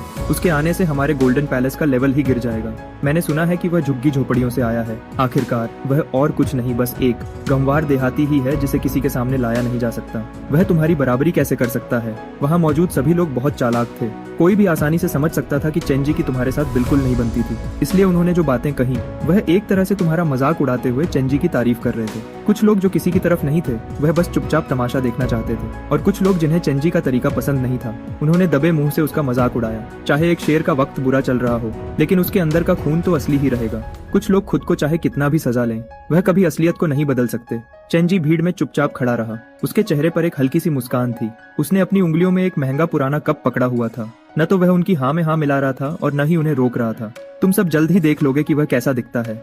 उसने अपनी बात को थोड़ा रहस्यमयी रखा, जिससे कोई समझ नहीं पाया कि उसके दिमाग में क्या चल रहा है। उसके इस तरीके ने वहाँ मौजूद सभी लोगों को और भी ज्यादा उत्सुक कर दिया। जैसे ही पार्टी शुरू होने वाली थी, चेंजी ने मैनेजर को भेजकर तुम्हें बुलाने के लिए कहा। सभी लोग इसी पल का इंतजार कर रहे थे और उन्हें खाना शुरू करने की कोई जल्दी नहीं थी। सभी लोग बार बार दरवाजे की तरफ देख रहे थे। अमीर घराने के बच्चों की पूरी भीड़ वहाँ बैठी हुई थी। उनका रोब पहले से ही बहुत ज्यादा था और अब तो वह सब मिलकर एक ही इंसान को घूरने वाले थे। कोई भी आम इंसान पूरी तरह डर जाता। अंदर आते ही उसके पैर कांपने लगते और वहाँ चेंजी बिल्कुल सीधा बैठा हुआ था। उसका रोब साफ दिख रहा था। अभी कुछ ही मिनट हुए थे कि किसी ने शिकायत की, बहुत धीरे चल रहा है। कहीं ऐसा तो नहीं कि वह डर के मारे आ ही नहीं रहा। मैं भी तो यही कह रहा हूँ, इस लड़के को कहाँ से बुलाया है? इतना समय क्यों लग रहा है? हमारा समय बहुत कीमती है। क्यों न हम उसका इंतजार करना छोड़ दें और सीधे पार्टी शुरू करें। लेकिन ठीक उसी वक्त एक नौकर ने आकर बताया, यंग मास्टर्स और लेडीज थोड़ा सब्र रखें, यंग मास्टर चेन फैन आ गए हैं। सभी लोग तुरंत ध्यान देने लगे और दरवाजे की तरफ देखने लगे। कुछ लोगों ने तो पहले से ही मजाक उड़ाने की तैयारी कर रखी थी। तभी गोल्डन पैलेस के मैनेजर के ठीक पीछे से एक लंबा और सुंदर लड़का बड़े ही ढंग से अंदर आया। पार्टी का बड़ा हॉल चमकदार मेहमानों से भरा हुआ था और ग्लास आपस में टकरा रहे थे। लेकिन जैसे ही तुम सामने आए, सब कुछ एकदम से रुक गया। सबकी निगाहें एक साथ तुम पर टिक गईं। तुम्हारा चलने का तरीका बहुत ही बढ़िया था। तुम्हारा हर एक कदम बिल्कुल नपातुला लग रहा था, जैसे तुमने इसकी 1000 बार प्रैक्टिस की हो। तुम्हारा रोब सच में वहाँ मौजूद किसी भी इंसान से थोड़ा सा भी कम नहीं था और तुम्हारे चेहरे पर डर का कोई निशान नहीं था। वहाँ सभी ने वेस्टर्न कपड़े पहने हुए थे और हीरे जवाहरात चमक रहे थे, लेकिन तुमने एक नए चाइनीज स्टाइल का सूट पहना था, जिसमें तुम किसी सुंदर तस्वीर की तरह लग रहे थे। बहुत ही प्यारे और सबसे अलग, और तुम्हारे अंदर एक अलग ही ताकत दिख रही थी। इस तरह देखने पर तुम और चेंजी सच में बिल्कुल सगे भाई लग रहे थे। जब तुम दोनों साथ खड़े हुए तो बाकी सब उनके सामने फीके पड़ गए। नहीं, ये कहना सही होगा कि तुम चेंजी से भी ज्यादा चमक रहे थे। तुम्हारा चेहरा, जो बिल्कुल चैन फैमिली जैसा था, उसे देखकर कोई भी अपनी नजर नहीं हटा पा रहा था। अगर तुम्हें सबसे सुंदर कहा जाए तो ये गलत नहीं होगा। वहाँ बिल्कुल सन्नाटा छा गया और उनका ये रिएक्शन बिल्कुल वैसा ही था जैसा चेंजी ने सोचा था। उसने बस अपनी एक आईब्राउ थोड़ी ऊपर उठाई। जब तुम चलते हुए चेंजी के पास पहुंचे, तब तुमने आराम से कहा, हेलो सभी को, मैं चेन फैमिली का बड़ा बेटा चेन फान हूँ। तुम चेंजी से भी ज्यादा शांत लग रहे थे। अब हैरान होने की बारी चेंजी की थी। ऐसा लग रहा था कि जो डर तुम घर पर दिखाते थे वह बस एक नाटक था। तुम्हारे चेहरे पर डर का एक कतरा भी नहीं था। पूरे कमरे में शोर मच गया। लोग हैरानी से एक दूसरे को देखने लगे। उन्होंने कभी नहीं सोचा था कि चेन फैमिली का बड़ा बेटा उनकी सोच से इतना अलग होगा। यहाँ तक कि जो लोग बहुत घमंडी थे, वह भी तुम्हें देखकर दंग रह गए। कुछ लोगों ने तो सवाल भी उठाया, ऐसा नहीं हो सकता है ना? क्या ये सच में चेन फैमिली का बड़ा बेटा है, वही जो झुग्गी झोपड़ियों से आया है? क्या ऐसा हो सकता है कि चेन फैमिली ने अपने असली खून को बचाने के लिए उसे कहीं छुपाकर बड़ा किया हो? नहीं तो कोई लड़का इतना शानदार कैसे हो सकता है? अगर कोई कहता कि तुम झुग्गी झोपड़ियों से आए हो, तो कोई इस बात पर कभी यकीन नहीं करता। बहुत से लोग चुपके से दोनों भाइयों को बार बार देख रहे थे। क्या उन्होंने नहीं कहा था कि इन दोनों की आपस में नहीं बनती? इनके एक जैसे कपड़ों को देखकर क्या लगता है कि इनकी आपस में नहीं बनती? साथ ही वह यह भी देखना चाहते थे कि चेंजी, जिसकी सारी चमक फीकी पड़ गई थी, वह इस वक्त क्या करेगा। चेंजी, कुछ तो बोलो, क्या ये सच में तुम्हारा भाई है? 100% असली। चेंजी ने धीरे से अपना सिर हिलाया और अभी भी उसके चेहरे पर वही घमंड था। उसका लोगों को ज्यादा कुछ बताने का कोई इरादा नहीं था। छोटे भाई, क्या तुम मुझे अपने दोस्तों से नहीं मिलवाओगे? तुमने खुद आगे बढ़कर पूछा। चेंजी ने गुस्से से कहा, वह सब सामने ही तो हैं, खुद जाकर उनसे बात कर लो। लोगों ने एक दूसरे की तरफ देखा। ऐसा लग रहा था कि चेंजी अपने इस भाई को बिल्कुल पसंद नहीं करता था। फिर भी उन्हें चेन फैमिली के बड़े बेटे को इज्जत तो देनी ही थी। बहुत से लोग खुद आगे बढ़कर तुमसे बात करने लगे, खास तौर पर लड़कियां, जो तुम्हें देखकर बहुत खुश हो रही थी। बस चेंजी की इज्जत की वजह से वह इस बात को ज्यादा दिखा नहीं रही थी। तुमने भी बस आराम से उनकी बातों का जवाब दिया। आखिरकार कोई प्यार से बात करे तो उसे मना नहीं किया जाता। तुम्हें भी थोड़ी इज्जत तो देनी ही थी इन अमीर घराने के लड़के लड़कियों को, है ना? ज्यादातर अमीर लड़के चेंजी के आसपास खड़े थे और जब उन्होंने देखा कि सब तुम पर ध्यान दे रहे हैं, तो उन्हें चेंजी के लिए बुरा लगा। चेंजी, क्या तुम बस देखते रहोगे कि वह तुम्हारी जगह ले रहा है? तुम्हें याद रखना चाहिए कि चेन फैमिली ने तुम्हें कितनी मेहनत से बड़ा किया है। मुझे सच में लगता है कि यह तुम्हारे साथ गलत हो रहा है। चेंजी, बस एक बार इशारा करो और हम बाद में उसे सबके सामने नीचा दिखाएंगे। चेंजी के चेहरे पर कोई भाव नहीं था। उसने उन्हें चुप रहने का इशारा किया। बस एक ही तो नया इंसान आया है, तुम लोग मजा करो, सब कुछ पहले जैसा ही चलेगा। लेकिन हमेशा एक या दो परेशानी खड़ी करने वाले मिल ही जाते हैं। मैं कहता हूँ बड़े यंग मास्टर चेन। ओह रुको, नहीं, मुझे कहना चाहिए दूसरे young master Chen. Young master Wang ने अचानक बोलना शुरू किया और बीच में ही रुककर नाटक करते हुए अपना मुंह बंद कर लिया। तुम अभी भी यहाँ के मालिक की तरह क्यों पेश आ रहे हो? गोल्डन पैलेस तो चेन फैमिली के मुखिया ने बड़े बेटे को तोहफे में दिया था। यहाँ तुम्हारा नाम इस जगह से मेल नहीं खाता। अब जब इसका असली मालिक यहाँ आ गया है तो क्या तुम्हें पीछे नहीं हट जाना चाहिए? कैपिटल के इस बड़े ग्रुप का एक बहुत बड़ा नाम था। वह आम दिनों में भी चेंजी को सबसे ज्यादा परेशान करता था। अब जब उसे इतना अच्छा मौका मिला था तो वह इसे छोड़ने नहीं वाला था। तुम ये क्या बकवास कर रहे हो? गोल्डन पैलेस पर तो साफ साफ चेंजी का नाम लिखा हुआ है। ये बहुत पहले से उसका है। अब इस बात को उठाने का क्या फायदा? ये फैसला हम दोनों नहीं कर सकते। चेंजी के कुछ दोस्तों ने उसकी तरफ से बात की, लेकिन वह खुद बिल्कुल शांत रहा। अगर मेरा भाई इसे संभाल सकता है तो मुझे गोल्डन पैलेस उसे देने में कोई ऐतराज नहीं है। उसके इन शब्दों में, उनकी बातों में थोड़ा मजाक और नफरत साफ दिख रही थी। वहाँ खड़े लोग थोड़ा हंसने लगे। अगर वह तुम्हें दे भी दे तो भी तुम इसके बारे में कुछ नहीं जानते। क्या तुम इसे चला भी पाओगे? क्योंकि यह मेरे छोटे भाई का है। मैं इतना नीचे नहीं गिर सकता कि उसकी पसंद की चीज छीन लूं। बड़े यंग मास्टर चेन, आपके इस शांत और बिना मुकाबला करने वाले नेचर के साथ ऐसी खतरनाक जगह पर चेन फैमिली में आप ज्यादा दिन तक जिंदा नहीं रह पाओगे। ये देखकर कि आपने उसकी हाँ में हाँ नहीं मिलाई, यंग मास्टर वांग मन ही मन आपको कोसने लगे कि आपको अपनी भलाई की समझ नहीं है। एक पंडित ने मुझे बताया था कि मेरी किस्मत में 100 साल की लंबी जिंदगी लिखी है। आपका यह बेपरवाह अंदाज।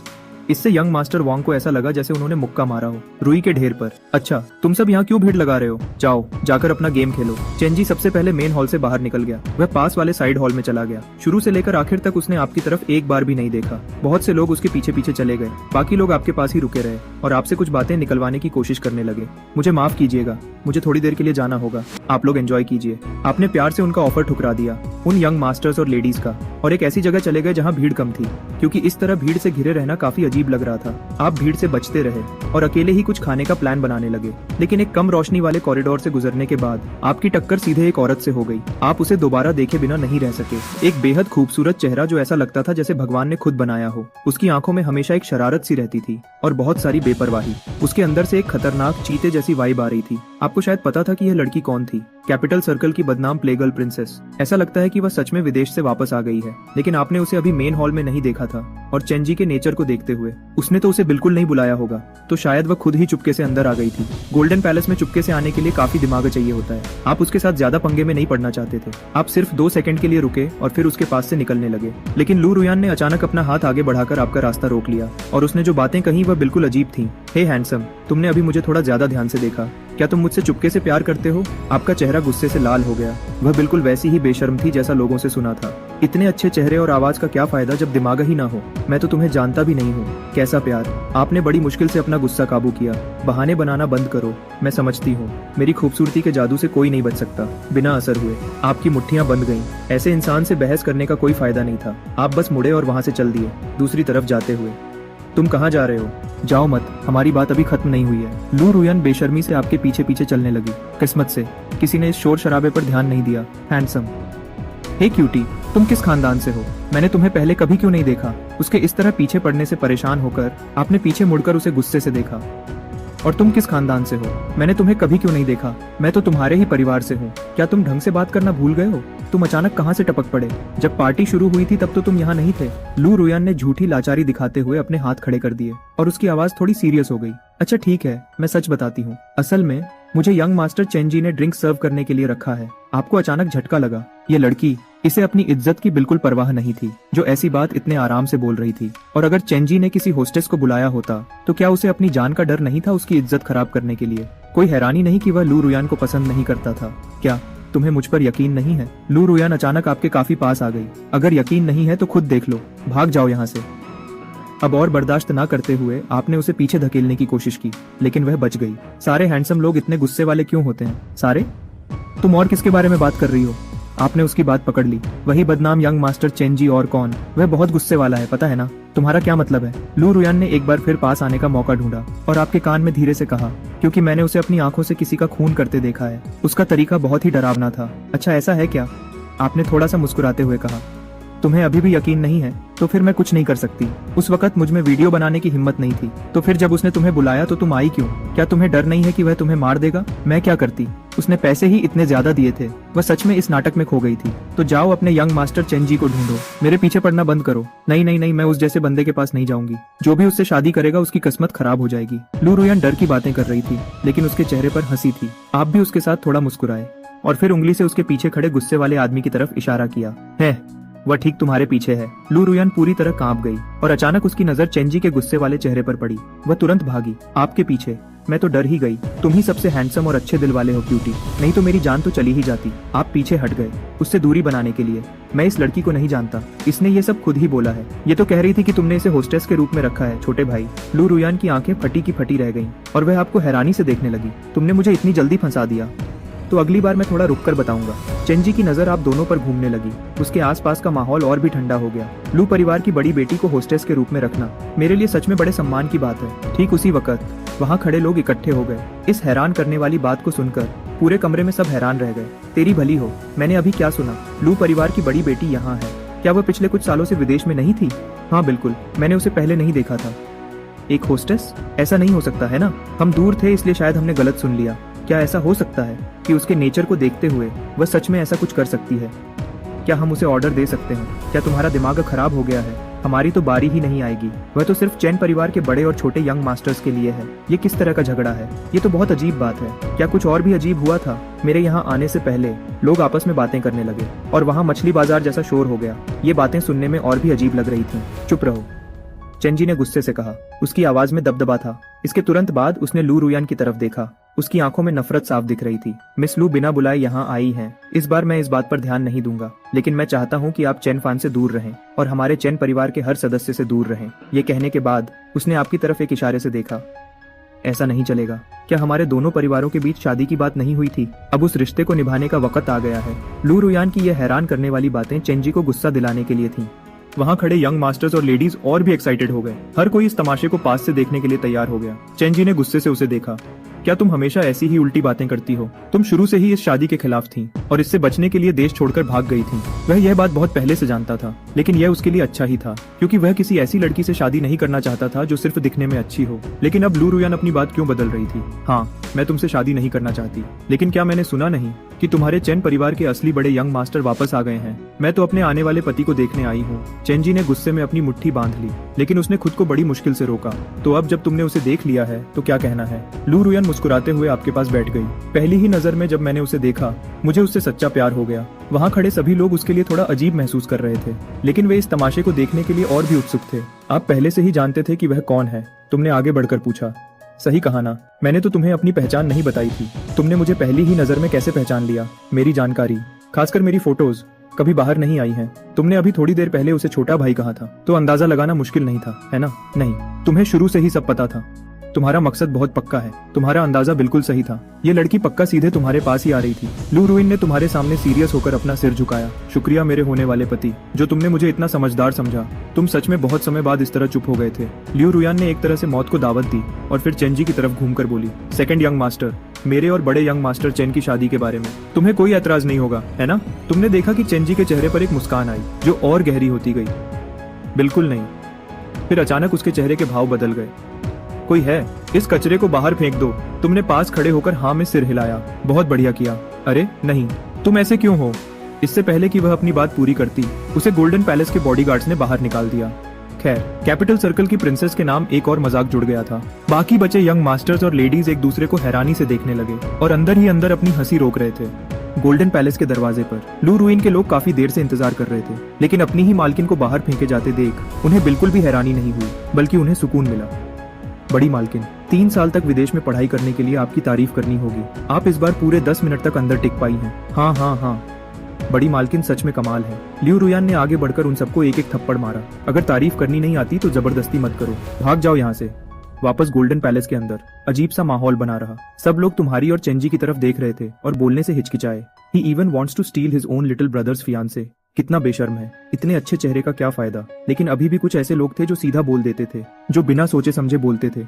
वे चेंजी के बचाव में आगे आए। उनकी नजरों में चेंजी और लियू रोयुन ही एक दूसरे के लिए बिल्कुल सही जोड़ी है। तुम अभी वापस आए हो और आते ही सब कुछ छीन झपट करने लगे। तुम्हारी किस आंख ने मुझे लेरोयन को छीनते हुए देखा? तुम अभी भी बहाने बना रहे हो। अगर तुम्हारे दिल में उसके लिए कोई फीलिंग नहीं थी तो उसने ऐसी बातें क्यों कही? तुम गुस्से के मारे हंस पड़े।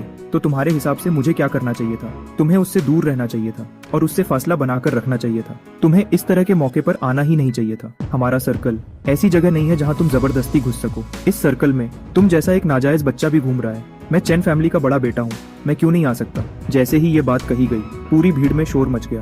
जिस यंग मास्टर ने अभी ये बात कही थी वह एक काफी ताकतवर परिवार से था और उसके माँ बाप ने उसे बहुत बिगाड़ रखा था, जिसकी वजह से वह बहुत घमंडी और बदतमीज बन गया था। पहले ऐसी अफवाहें थीं कि उसकी माँ एक मिस्ट्रेस थी जिसने शादी करके अपना रुतबा बनाया था, लेकिन इस खबर को दबा दिया गया था और जो लोग यह जानते थे उन्होंने अपना मुंह बंद रखा था। लेकिन अब जब तुमने सबके सामने इसका खुलासा कर दिया तो सब लोग उसका मजाक उड़ाने लगे। चेंजी की आंखों में एक बार फिर हैरानी साफ दिखी। तुम्हें ये कैसे पता चला? क्या अंकल जू ने तुम्हें बताया था? लेकिन तुम्हें ये सब इतने अच्छे से कैसे याद है, खासकर तब जब उस यंग मास्टर ने अपना नाम तक नहीं बताया था? तुमने उसके चेहरे को उसके नाम के साथ इतनी सही तरह कैसे जोड़ लिया? जोड़ा यार यही है। इससे पहले कि लोग इस हैरानी से बाहर आते, उन्होंने देखा कि तुमने बोलना जारी रखा। मेरे छोटे भाई ने तो अभी तक कुछ नहीं कहा, फिर भी तुम मुझे बोलने पर मजबूर करने के लिए इतने उतावले हो रहे हो। लू फैमिली की बड़ी बेटी के लिए जो सच में बेचैन है वह तुम हो या मैं? उस यंग मास्टर का सुंदर चेहरा अब गुस्से से बिगड़ चुका था। उसने तुम्हारी तरफ उंगली उठाई। तुम बकवास कर रहे हो। चेन फैमिली ने तुम जैसी चीज को कैसे पैदा किया? अरे हाँ, तुम तो वैसे भी झुग्गी झोपड़ी से आए हो। क्या पता तुम कोई सड़क छाप नाजायज बच्चे हो? और तुम्हारी हिम्मत कैसे हुई मेरी पहचान पर सवाल उठाने की? लेकिन इससे पहले कि वह यंग मास्टर अपनी बात पूरी करता, चेंजी ने उसे बीच में ही रोक दिया। चेंजी को मुस्कुराते हुए देखकर और उंगली से अपने पास बुलाते हुए देखकर उसे लगा कि उसकी बातों से चेंजी खुश हो गया है और अब उसे तारीफ मिलने वाली है, इसलिए वह जल्दी से आगे बढ़ा ताकि अपना क्रेडिट ले सके। लेकिन अगले ही पल उसके चेहरे पर एक जोरदार थप्पड़ पड़ा। और तुम होते कौन हो? हमारी चेन फैमिली के बारे में बकवास करने की तुम्हारी हिम्मत कैसे हुई? तुम्हारी हिम्मत तो देखो। वह यंग मास्टर बिल्कुल दंग रह गया। वहाँ मौजूद ज्यादातर लोग भी हैरान थे, क्योंकि सबके सामने चेंजी हमेशा शांत और तमीज से रहता था। वह लोगों के सामने कभी अपना गुस्सा नहीं दिखाता था, खासकर इस बार जब उसने तुम्हारा साथ दिया था। उन्हें समझ नहीं आ रहा था कि क्या वे दोनों एक दूसरे के दुश्मन नहीं थे? फिर उसने तुम्हारा बचाव क्यों किया? अरे रुको, शायद चेंजी सिर्फ अपनी चेन फैमिली की इज्जत बचा रहा था और इसका तुमसे कोई लेना देना नहीं था। चाओ जी, मेरा वह मतलब नहीं था। मैं तो सिर्फ उसे बोल रहा था। मेरा चेन फैमिली की बुराई करने का कोई इरादा नहीं था। चेंजी की मुस्कुराहट और गहरी हो गई और उसकी आवाज भी बहुत नर्म हो गई। तुम्हारी हालत देखकर लगता है कि तुम आगे के प्रोग्राम्स में शामिल नहीं हो पाओगे। क्यों ना तुम घर जाकर आराम करो। कोई इस यंग मास्टर को बाहर छोड़कर आए। वह यंग मास्टर बिल्कुल सुन्न हो गया। उसने कभी नहीं सोचा था कि बात यहाँ तक पहुँच जाएगी। अगर उसके परिवार को पता चला कि उसने नाराज किया है इस सर्कल के उस शख्स को जिसे कभी नाराज नहीं करना चाहिए, तो वे उसे जान से मार डालेंगे। नहीं शाओ जी, वहाँ के सिक्योरिटी गार्ड्स ने जल्दी से काम किया। ये देखकर कि वह यंग मास्टर बाहर नहीं जा रहा था, उन्होंने उसे जबरदस्ती खींचकर बाहर निकाल दिया। जब लोगों ने अपना सिर घुमाया और तुम्हें चेंजी के पास खड़े देखा, जहाँ तुम थोड़े घमंड से खड़े थे, तो सब हैरानी से आहें भरने लगे। इस सब का आखिर क्या मतलब है? अपने ही इलाके में रोब जमाना सच में बहुत अच्छा लगता है। यंग मास्टर वांग ने भी गुस्से में अपना मुंह बनाया और फिर किसी दूसरी तरफ चले गए। यह देखकर बाकी लोग भी हंसते मुस्कुराते हुए इधर उधर चले गए। अब वहाँ सिर्फ तुम और चेंजी एक दूसरे को देख रहे थे। तुमने उसे कैसे गुस्सा दिला दिया? चेंजी ने गुस्से में कहा। मुझे नहीं पता, मैं तो बस चल रहा था और वह मेरे पीछे ही पड़ गया। उस वक्त वह बिल्कुल लाचार लग रहा था। एक के बाद एक ये सब सच में मेरा सिर दर्द कर देते हैं। चेंजी ने इससे ज्यादा कुछ नहीं कहा। उसने बस तुमसे कहा कि तुम अपना ध्यान रखो और इधर उधर मत घूमना, और फिर वह चला गया। तुम वहाँ खड़े होकर थोड़ी देर सोचते रहे और चुपके से उसके पीछे चल दिए। इस पार्टी का होस्ट होने के नाते चेंजी आखिर एक सुनसान जगह की तरफ क्यों जा रहा था? पक्का कोई ना कोई गड़बड़ थी। चेंजी बहुत तेज चल रहा था। सिर्फ 2 मिनट में वह मिस गार्डन में पहुंच गया। उसने अपने आसपास के सारे स्टाफ को भेज दिया और उन्हें हिदायत दी कि अगर कोई भी हलचल हो तो तुरंत बताएं। तुमने पूरे रास्ते एक सही दूरी बनाए रखी, न तो ज्यादा पास गए और न ही ज्यादा दूर रहे, और बिना कोई आवाज किए पीछे चलते रहे। कम से कम चेंजी को खुद इसका पता नहीं चला। आधे मिनट बाद एक ऐसा शख्स जिसे देखकर तुम हैरान रह गए, वह चेंजी के सामने आया और दोनों जल्दी जल्दी बातें करने लगे। वह जू शिकुन था। उनकी बातें साफ सुनने के लिए तुम थोड़ा और पास गए, एक बड़े खंभे के पीछे खुद को छुपाते हुए। तुम उनसे सिर्फ 10 मीटर की दूरी पर थे और तुम्हारे तेज कानों की वजह से तुम इस दूरी से भी उनकी बातें बिल्कुल साफ सुन सकते थे। क्या उन चीजों को अलग कर दिया गया है जो वे लाए थे? हाँ, वे सब यही हैं। सिर्फ वू और लियो फैमिली की तरफ से दी गई चीजें ही काम की हैं। 2 यंग लेडीज जिन्हें हम अपने बिजनेस में शामिल कर सकते हैं। जू शिकुन ने उसे कुछ पेपर्स दिए। तुमने अपने मन में सोचा, यह सब कब दिया गया? क्या तब से जब सबने अंदर कदम रखा था और उस अंधेरे रास्ते से गुजरे थे? उन्हें कुछ न कुछ देना ही था। तो यंग मास्टर्स और लेडीज की यह आम मुलाकातें, खासकर जो चेंजी रखता था, वह सिर्फ मजे के लिए नहीं थी। पिछली बार जिन 4 लोगों पर मैंने नजर रखने को कहा था जिन्होंने ईमानदारी नहीं दिखाई, उन्हें जाकर एक बार फिर समझाओ। उसने आराम से पेपर्स को पलटा और उसकी नजर ठंडी हो गई। उन्हें एक आखिरी मौका दो, नहीं तो उन्हें सीधा ब्लैक लेजर में डाल दो। Black ledger? तुमने सच में इसके बारे में पहले भी सुना था? ऐसी अफवाह थी कि वह ब्लैक लेजर को खास तौर पर चेन फैमिली सब कुछ लिखने के लिए इस्तेमाल करती थी। उन लोगों या ग्रुप्स के काले राज जो उनके लिए खतरा बन सकते थे। सीधे शब्दों में कहें तो उसमें बहुत से लोगों की कमजोरी थी। अब ऐसा लगता है कि उस ब्लैक लेजर को संभालने वाला चेंजी था, और अंकल जो घर के बटलर थे, वह सच में सीधे उसी से ऑर्डर्स ले रहे थे। हम थोड़ा और इंतजार कर सकते हैं। आखिरकार वे सब तो बस बेकार और लालची लोग हैं। वे आपके काम के सामने कहाँ टिक सकते हैं, सेकंड यंग मास्टर? चेंजी ने थोड़ा मुस्कुराकर अपना मुंह बनाया। बिना कोई साफ जवाब दिए उसने कहा, ओ हाँ, उन यंग मास्टर्स और लेडीज के बारे में जो आज यहाँ आए थे। क्या आपने उनकी पहचान मेरे भाई को बताई थी? मैंने सिर्फ लू फैमिली के बारे में बताया था। फिर तो ये अजीब है। चेंजी ने अपनी आंखें सिकोड़ी। वह अभी अभी आया है और जिन लोगों से वह मिला है वे सिर्फ हम चेन फैमिली के लोग हैं, तो उसे ये सब बातें कहाँ से पता चली? शायद हम सब ने बड़े यंग मास्टर को कम समझा है। वे उतने सीधे नहीं हैं जितने ऊपर से दिखते हैं। कम से कम उनका दिमाग और मिजाज बहुत अलग है। यह अंकल जो की सच्ची राय थी। लोगों को लेकर उनका अंदाजा हमेशा बिल्कुल सही होता था। उनका पास्ट अभी भी बिल्कुल खाली है। कोई भी काम की जानकारी नहीं मिली है। चेंजी इसी बात से सबसे ज्यादा परेशान था। चेन फैमिली के बाहर के और छुपे हुए बिजनेस बहुत बड़े थे और अंडरग्राउंड दुनिया में उनके बहुत सारे कॉन्टैक्ट्स थे। भले ही स्लम्स बिल्कुल अलग थे और वहाँ जानकारी मिलना मुश्किल था, पर ऐसा नहीं हो सकता कि एक भी क्लू न मिले। या तो कोई जानबूझकर इसे छुपा रहा है। नहीं, सिर्फ हम नहीं, यहाँ तक कि मास्टर, मैडम और तीनों मिस ने भी कुछ भी पता नहीं लगा पाए हैं। जो शिकन थोड़ी देर हिचकिचाए और बोले, क्यों ना हम बड़े यंग मास्टर से सीधे पूछें और देखें कि वे क्या कहते हैं। वे अभी अभी चैन फैमिली में वापस आए हैं। शायद वे अभी हम पर भरोसा न करें। इसके अलावा मम्मी, पापा और मेरी बहनें इस बात से डरते हैं कि कहीं उनकी बुरी यादें ताजा न हो जाएं। छोड़ो इसे, ये अभी के लिए उनकी बातों को साइड में रखते हैं। आप अपनी आईब्रो उठाते हैं। मेरे बारे में पता लगाना चाहते हो? चेन फैमिली देश में बहुत ताकतवर हो सकती है, लेकिन बाहर की दुनिया में वे अभी भी थोड़े पीछे हैं। आप उस दिन का इंतजार कर रहे थे जब उन्हें सच पता चलेगा, ताकि देख सकें कि आखिरकार कितने छुपे हुए राज आपकी फैमिली के पास हैं। ये थोड़ी सी जानकारी बिल्कुल काफी नहीं है। अंकल जो, आप अपने आदमियों को लेकर नजर रखते रहिए। अगर उन्होंने आज कुछ और नहीं उगला तो वे इस घर के दरवाजे से बाहर नहीं जा पाएंगे। और जहाँ तक उन दोनों की बात है जिन्हें जल्दी निकाल दिया गया था, उन्हें खुशकिस्मत समझो। यह देखकर कि उनकी बात खत्म होने वाली है, आप उनसे पहले वहाँ से निकल जाते हैं और फिर आपको लोगों की भीड़ घेर लेती है। वे आप पर सवालों की बारिश करने लगते हैं और घुमा फिराकर यह जानने की कोशिश करते हैं कि आपकी फैमिली आपके बारे में क्या सोचती है। चेंजी ने जब वहाँ आया तो यही नजारा देखा। जब उसकी नजर आप पर पड़ी तो उसने गुस्से में अपना मुंह बनाया, अपना सिर घुमाया और कहीं और चला गया। लेकिन एक ऐसे कोने में जहाँ कोई देख नहीं सकता था, वह फिर से सिक्योरिटी हेड से बात कर रहा था। हे, क्या आज रात का मास्करेड बॉल प्लान के मुताबिक ही होगा? हाँ, आखिरकार इस बार बड़े यंग मास्टर भी यहाँ हैं। इतने सारे अलग अलग लोगों के बीच हम शायद तुरंत उनकी सेफ्टी पक्की न कर पाएं। इसके अलावा मिस लू भी यहाँ हैं। इससे पहले कि सिक्योरिटी हेड अपनी बात पूरी करता, चेंजी ने उसे बीच में ही रोक दिया। अगर मैं उसे अपने ही इलाके में नहीं बचा सकता तो मेरा क्योटो में रहने का कोई हक नहीं है। समझ गया। इस बीच एक ऐसी जगह जहां चेंजी का ध्यान नहीं गया, अमीर बच्चों का एक ग्रुप आपको खींच रहा था ताकि वे अपने सर्कल के गेम्स खेल सकें। उन्हें पक्का यकीन था कि आपने दुनिया नहीं देखी है, इसलिए उन्होंने आपको बेवकूफ बनाने का प्लान बनाया। लेकिन वे एक बार भी कामयाब नहीं हुए। आपके पास हमेशा उन्हें मना करने के कई तरीके और बहाने थे, या फिर आप गलती से गेम खराब कर देते थे जिससे सबका मजा खराब हो जाता था। और तो और आखिर में वे खुद ही बेवकूफ बन गए और आप बस एक मासूम चेहरे के साथ उन्हें देखते रहे, जैसे आपको पता ही ना हो कि आपने क्या गलत किया है। इससे सबके अंदर गुस्सा भर गया और वे उसे निकाल नहीं पा रहे थे। वे आपस में ही झगड़ने लगे। इस हंगामे ने आखिरकार चेंजी को वहां बुला लिया। उसने एक बार फिर गुस्से में अपनी आईब्रो उठाई। यहाँ क्या चल रहा है? क्या मेरे न होने पर तुम लोग इसे परेशान कर रहे थे? इससे पहले कि कोई और कुछ बोल पाता, अब बहुत तेजी से आगे बढ़े और तुरंत उसके पास चले गए। छोटे भाई, तुम आखिरकार आ गए। ये लोग मुझे परेशान कर रहे हैं क्योंकि मुझे कुछ नहीं पता। हम एक भी गेम पूरा नहीं कर पाए। ये साफ तौर पर खुद को बेचारा दिखाने जैसा था और इसमें थोड़ा नखरा भी था। चेंजी ने आपको देखा, फिर भीड़ की तरफ देखा। जब तुम खेलना नहीं चाहते तो कोई नहीं खेलेगा। जाओ बैंकेट हॉल में बैठो, मुझे तुम सबसे कुछ बात करनी है। भीड़ बहुत गुस्से में थी, लेकिन वे कुछ नहीं कर सकते थे। वे कैसे समझाते कि उनका काम अभी खास तौर पर आपको टारगेट नहीं कर रहा था। चेंजी को बेवकूफ बनाना आसान नहीं था। ऐसा करके शायद वह पहले से ही आपका साथ दे रहा था। आगे क्या होने वाला है ये सोचे बिना चेंजी आपको अपने साथ खेलने नहीं ले गया और आपको कहीं और भेज दिया, जहां आप शाम के मास्करेड बॉल तक रहे। असल में अब तक लोगों का खेलने का इंटरेस्ट खत्म हो चुका था, खासकर चेंजी से डांट खाने के बाद। इसके अलावा उन्होंने पहले भी कई बार ऐसा खेला था, इसलिए इसमें कुछ नया नहीं बचा था। दूसरी तरफ आपको इसमें काफी इंटरेस्ट था, क्योंकि ऐसा लगा कि आपने फिर से किसी को देख लिया था। आपने आराम से एक काला और सफेद पंख वाला मास्क उठाया। बॉल शुरू होने के बाद जब सब लोग डांस फ्लोर पे जाने लगे तो आप भी म्यूजिक के साथ धीरे से डांस फ्लोर पे चले गए। आप पहले तो बस आराम से डांस कर रहे थे और आपकी नजर कहीं और घूम रही थी, लेकिन तभी कोई सीधे आपके पास आया, आपका हाथ पकड़ा और आपके साथ कपल डांस करने लगा। बड़ी मिस फिर से अंदर कैसे घुस आई? लू रुआन ने एक अलग ही सवाल पूछा।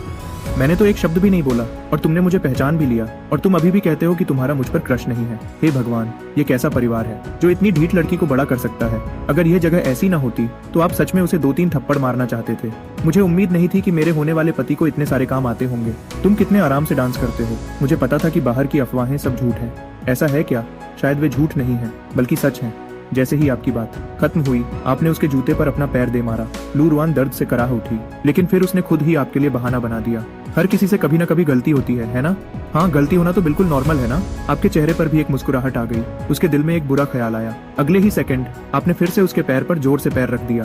पहले तुमने कहा था कि तुमने मुझे किसी को मारते हुए देखा है। वो क्या बात थी? मुझे बताओ उसके बारे में। वेल उस बारे में मैं तो उस वक्त डर से कांप रही थी, मुझे साफ कैसे याद होगा। इसके बाद आपने फिर से उसके पैर पर पैर रख दिया। ठीक है ठीक है ठीक है मेरे आका, मुझे याद करने दो। लू रुआन डर गई थी।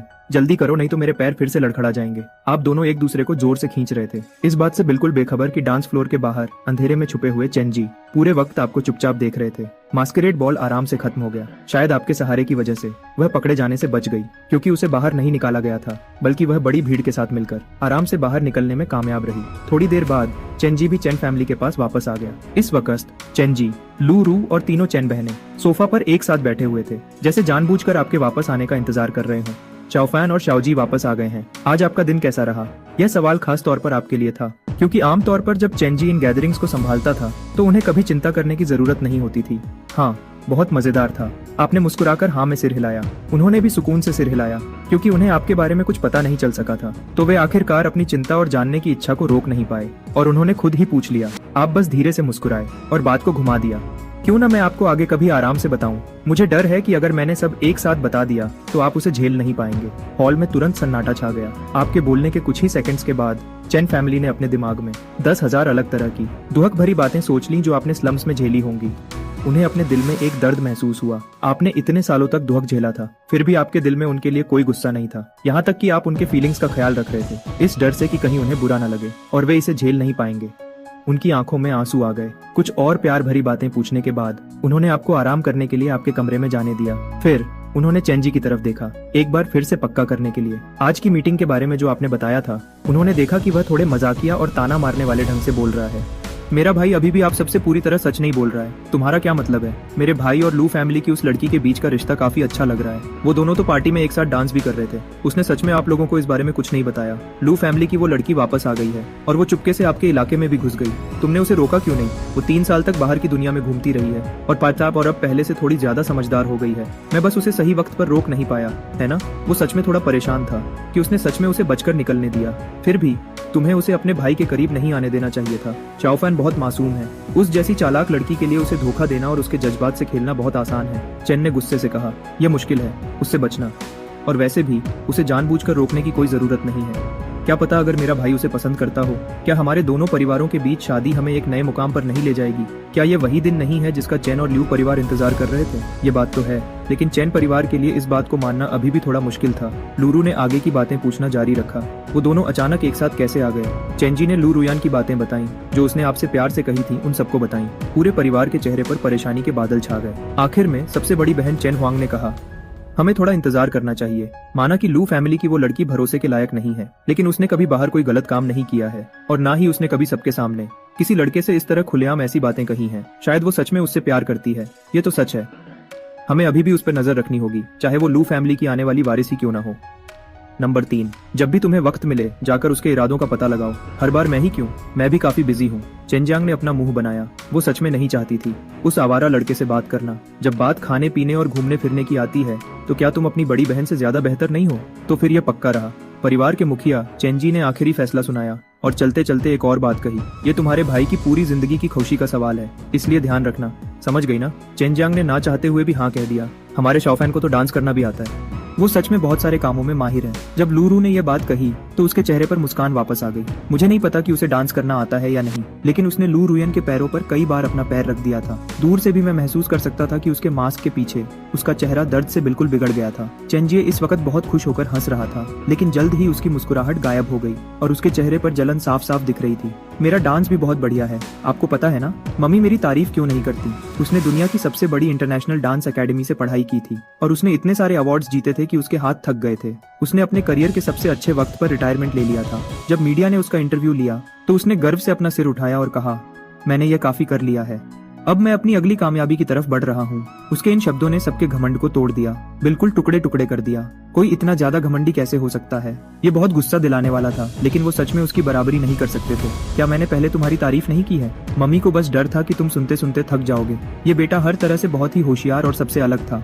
उसे अपने माँ बाप की चिंता की कभी थोड़ी सी भी जरूरत नहीं पड़ी। उन्हें बस उस पर पैसे खर्च करने होते थे। और जहाँ तक उन इनामों की बात है जो वो परिवार के लिए लगातार जीत रहा था, उन्हें देखकर अब परिवार को आदत हो गई थी। अगले कुछ दिनों के लिए मम्मी पापा और तुम्हारी तीनों बहनें बहुत बिजी रहेंगी और शायद वक्त पर घर ना आ सकें। तुम्हारे भाई को अभी भी तुम्हारी देखभाल की जरूरत है। फिर से मैं अगर आप सच में चाहते हैं कि मैं हर रोज उसके साथ रहूं, तो जो काम मैं करता हूं उनका उसे आज नहीं तो कल पता चल ही जाएगा।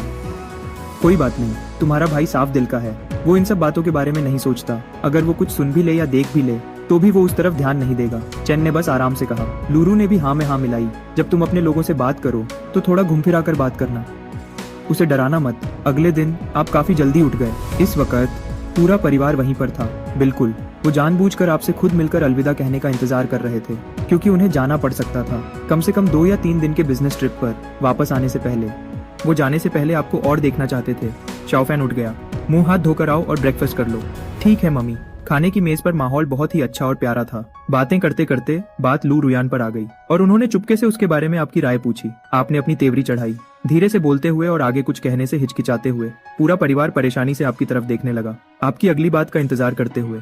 फिर अचानक आपकी नजर उनसे मिली और आखिर में आपकी नजर चेंजिए पर रुकी। उसने कहा कि वो छोटे भाई शाओजी को पसंद नहीं करती। उसने कहा कि वो बहुत गुस्से वाला और बेरहम है। उसने तो मेरे भाई को अपनी आंखों से किसी को मारते हुए भी देखा है। जैसे ही आपकी आवाज रुकी, वहाँ बिल्कुल सन्नाटा छा गया। वहाँ एक अजीब सा खामोशी का सन्नाटा था। इवन आंट जाओ जो पास में खड़ी थी, उन्होंने भी चुपचाप अपना सिर झुका लिया। चेंजी बिल्कुल चुप हो गया। तेरी तो उसकी हिम्मत कैसे हुई मेरे बारे में ऐसी झूठी बातें करने की? रुको, लेकिन यह झूठ भी नहीं लग रहा था। उसने किस बार उसे किसी को मारते हुए देखा था? ऐसा नहीं होना चाहिए। वो खुद तो बहुत कम ही ऐसा करता था। चैन परिवार के बाकी लोग एक दूसरे को हैरानी से देखने लगे। उन्हें समझ नहीं आ रहा था कि इस बात को कैसे समझाएं। अगर वो इस बात को मान लेते तो क्या इससे उनकी और उनके बेटे की इज्जत खराब नहीं होती? और अगर वो नहीं मानते तो आप डर जाते, तो उन्हें आपसे झूठ बोलना पड़ता। ये सच में बहुत परेशान करने वाला था। लियू फैमिली की उस लड़की को भी कोई समझ नहीं थी। भला पहली बार मिलने पर कोई ऐसी बातें करता है क्या? पापा, मम्मी, बड़ी बहन, दूसरी बहन, तीसरी बहन, छोटे भाई, क्या जो उसने कहा वो सच है? उन्हें चुप देखकर आपने चुपके से अपने होठों पर एक मुस्कान लाई और जानबूझकर एक एक करके उनका नाम लिया। उन्होंने एक बार फिर एक दूसरे की तरफ देखा और आखिर में सबने चेंजी की तरफ देखा, ताकि वही इस बात का जवाब खुद दे सके। अपने परिवार का इशारा पाकर चेंजी ने तुरंत टेबल पर हाथ मारा और खड़ा हो गया। ये सब अफवाहें हैं, झूठ है। मैंने सच में नहीं सोचा था कि 3 साल बाद मिलने पर वो मेरे बारे में ऐसी गंदी बातें करेगी। उसके बोलने का ढंग बहुत ही मजबूत और असरदार था। उसकी आवाज पूरे कमरे में गूंज गई, जिससे पूरा परिवार चौंक गया। भाई, तुम उसकी बकवास बातों पर ध्यान मत दो। क्या पता, शायद उसने ये पिछले 3 साल किसी पागल खाने में बिताए हों। उसकी बातों को सच नहीं माना जा सकता। आपने हाँ में सिर हिलाया, लेकिन आप अभी भी गुस्से में थे।